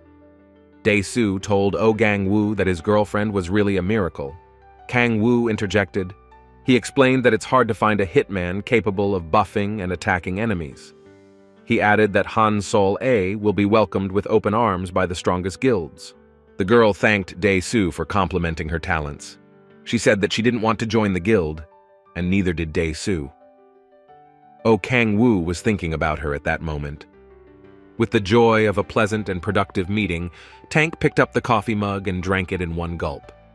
KangWoo told him to be careful, because it wasn't beer. The player put the mug on the table and confidently stated that Americano is the best coffee. KangWoo added that it felt like he was talking about soup. Later, KangWoo asked Dae-soo if he had found a suitable candidate for the role of damager. Dae-soo said that he had found two strong players that he liked. Both of these characters had recently reached their second awakening and had remarkable talents that would be useful in the guild. Dae-soo assured him that he would like them. KangWoo immediately recalled the last unbelievable players his new battle buddy Han Dae-soo had messed with, in the form of two Koa players who had almost taken their lives. Han Dae-soo added that he was sure that these two would be a good match for them. He said he wanted to introduce everyone tomorrow before the hunt. Dae-soo asked KangWoo and Seol-ah if it was okay with them. The girl said that she didn't mind at all since Dae-soo is KangWoo's friend. Seol-ah thought she should hurry up with her training to accompany KangWoo. KangWoo assured that she should not be in a hurry because the most important thing in this important operation is her safety. When Han Dae-soo saw the cuteness, he couldn't help but say that it was really cute to watch them talk. KangWoo reminded him not to stare.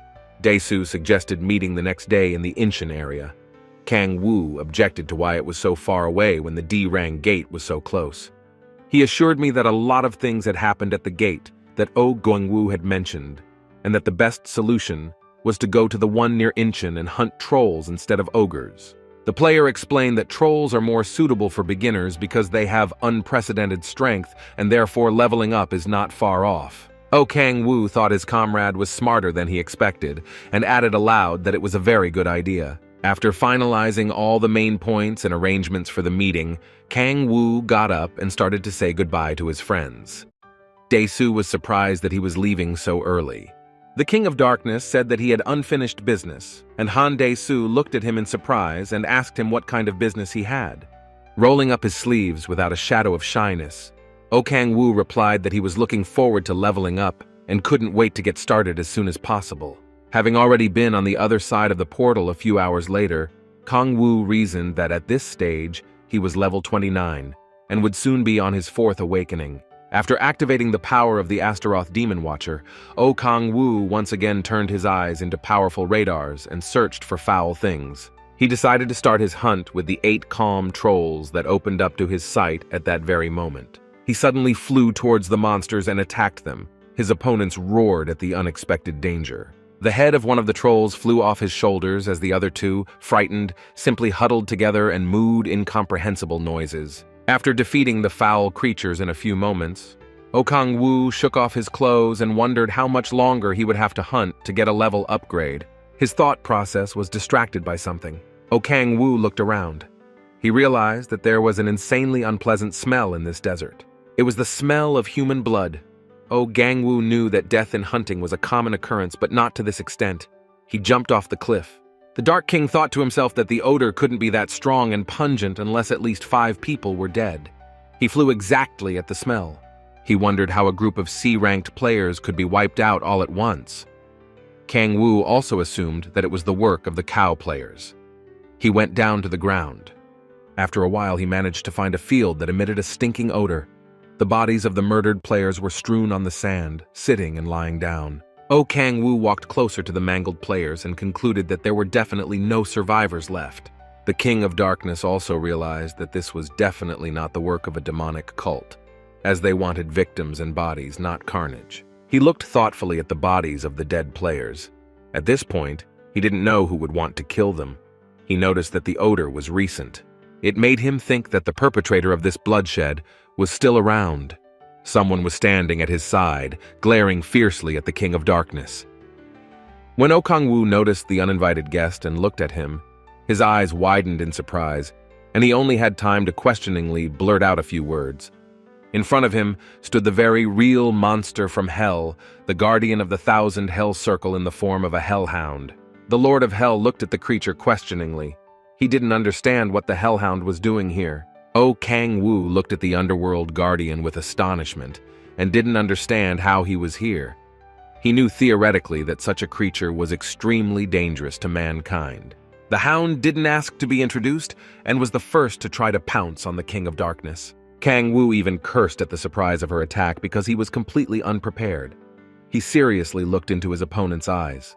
The hellhound with certain magic skills tried to pierce him with its fangs or claws first. He successfully dodged it. In the moment when KangWoo raised his hand for a crushing blow, he thought that he would definitely recognize this power and this monster from the underworld. KangWoo, who was ready to strike, suddenly stopped as if he was stunned by what he saw.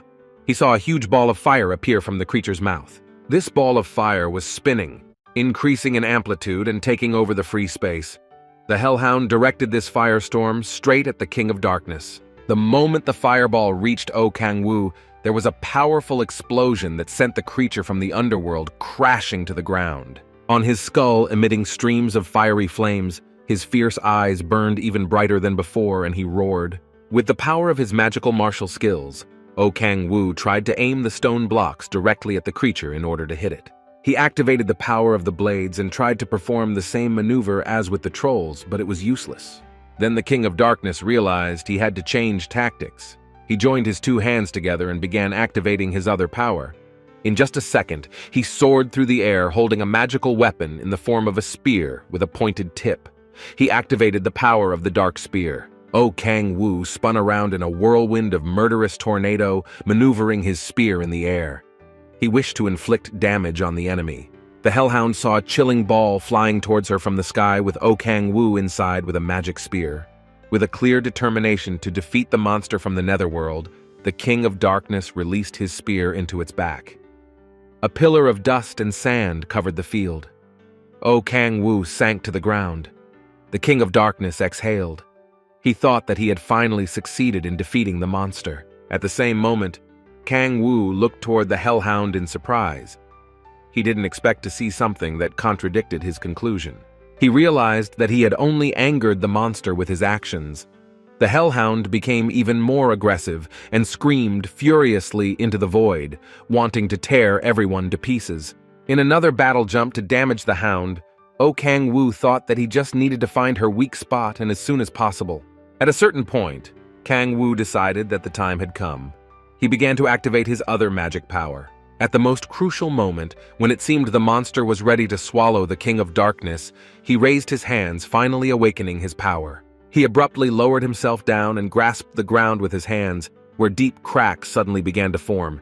He activated the concussion power. The monster clearly did not expect this turn of events and screamed with wild rage.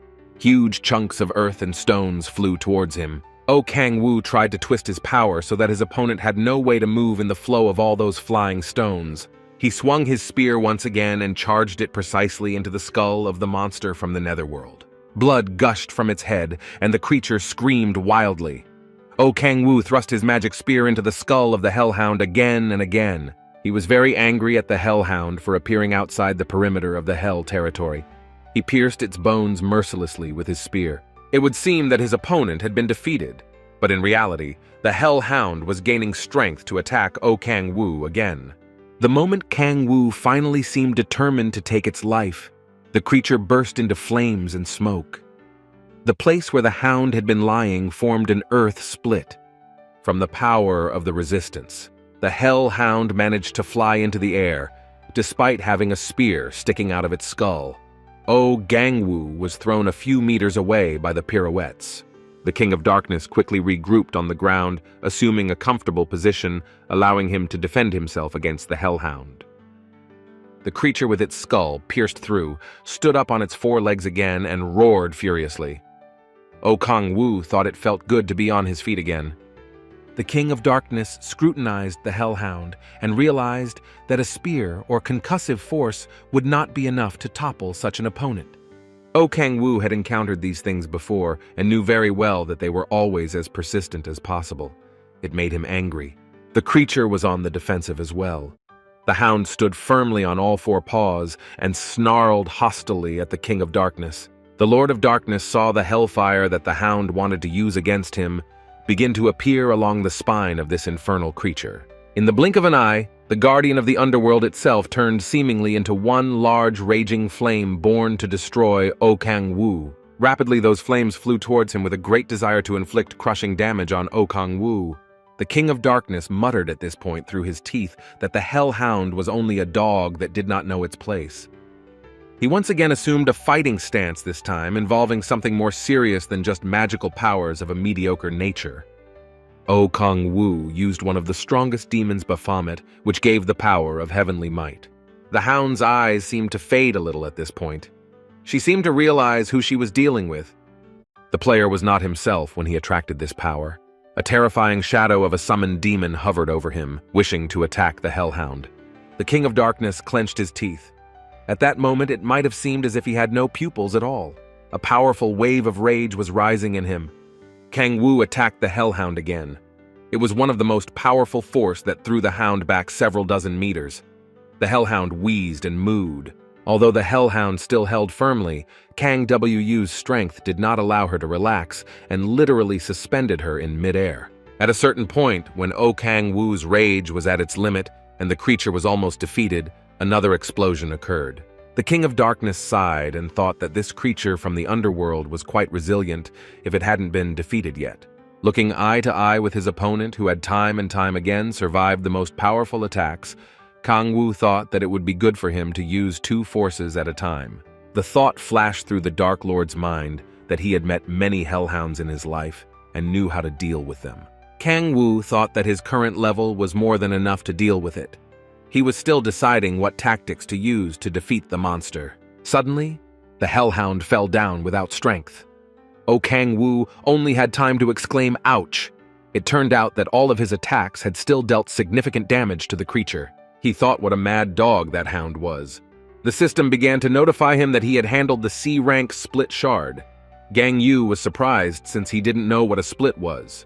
The system notified about level points and getting the fourth awakening, as well as a special ability of the Magic Lord that helps to wield magic and hide it from other players. Standing next to the defeated monster, KangWoo didn't quite understand what the notification system was saying. He wondered what could be the shard of the split. Then he remembered that he had heard of a split core once before. He assumed it was the name of the creatures of hell. In the next instant, KangWoo looked at the pierced skull of the slain Hellhound and wondered how that dog had gotten here. He even had a decent picture of the princes of hell in his head, but he realized the hound couldn't attract them. So what is this rift? And is it connected to hell? He thought. KangWoo decided to check the rest of the notifications and not dwell on something without a single clue. The Lord of Darkness opened his messages and was surprised at how many there were.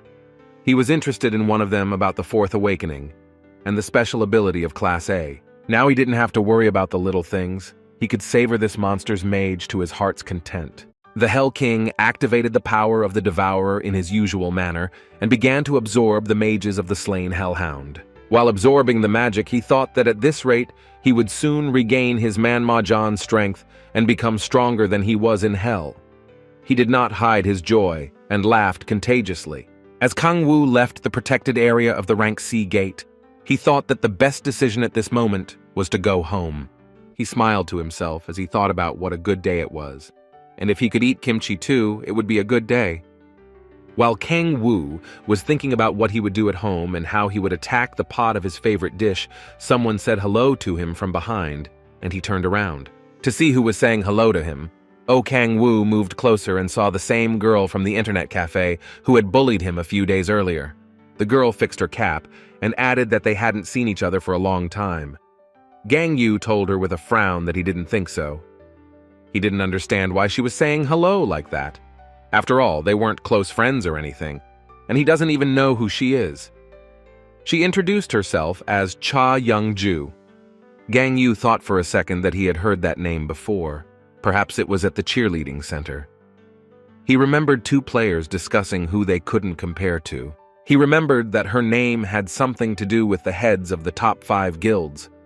He remembered how the guild heads visually looked to the world and what the leader of Onuri and Hanala looked like.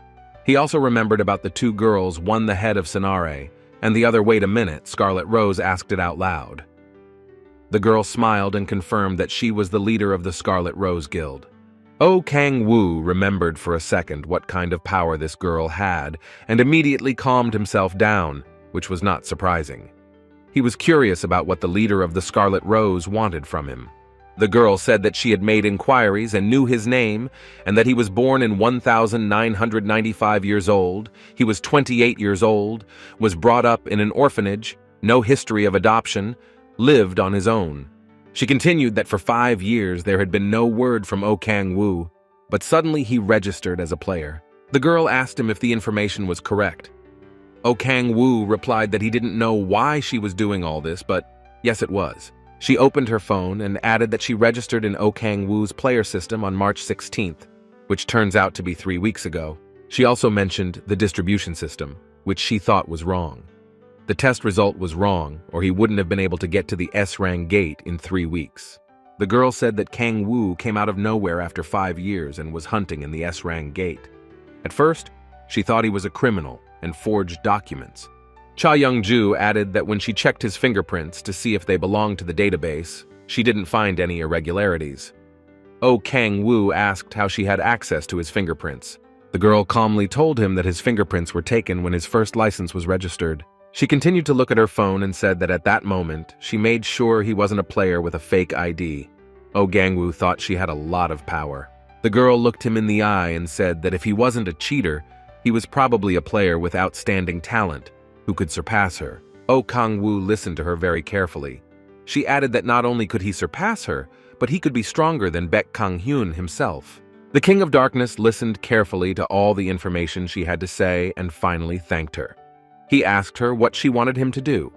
He didn't understand it. She handed him some kind of device and told him that as a guild member of the Scarlet Rose Guild, she wanted to sponsor him, or rather, she wanted to sponsor a gifted player.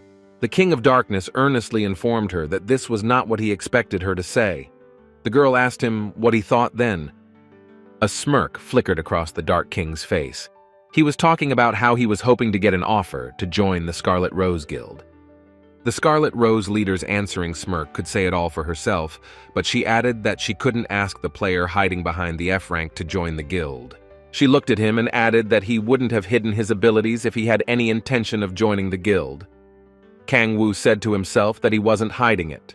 The next moment, he asked what kind of sponsorship it was, to which the girl said it was financial support to help him level up faster. KangWoo laughed. He asked what benefit she was getting. He jokingly added that maybe she wanted him to help her in that game. The girl exploded with fire.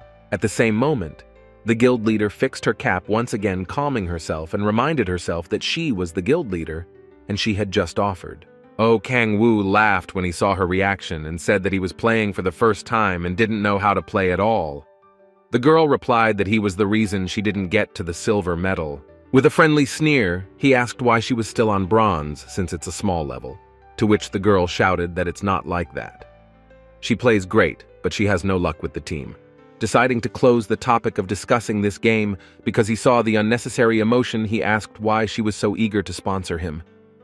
Once again fixing his cap, the girl informed him that the sponsorship would help him become stronger. She looked at KangWoo and kept talking about how he was a rookie who had become a player in 3 weeks, had been to the most dangerous gates, hunted alone, and had risen monstrously fast. Youngju explained that he would become stronger and told the special benefit of sponsorship in the form of temporary rights to enter any gate up to a rang. The King of Darkness laughed.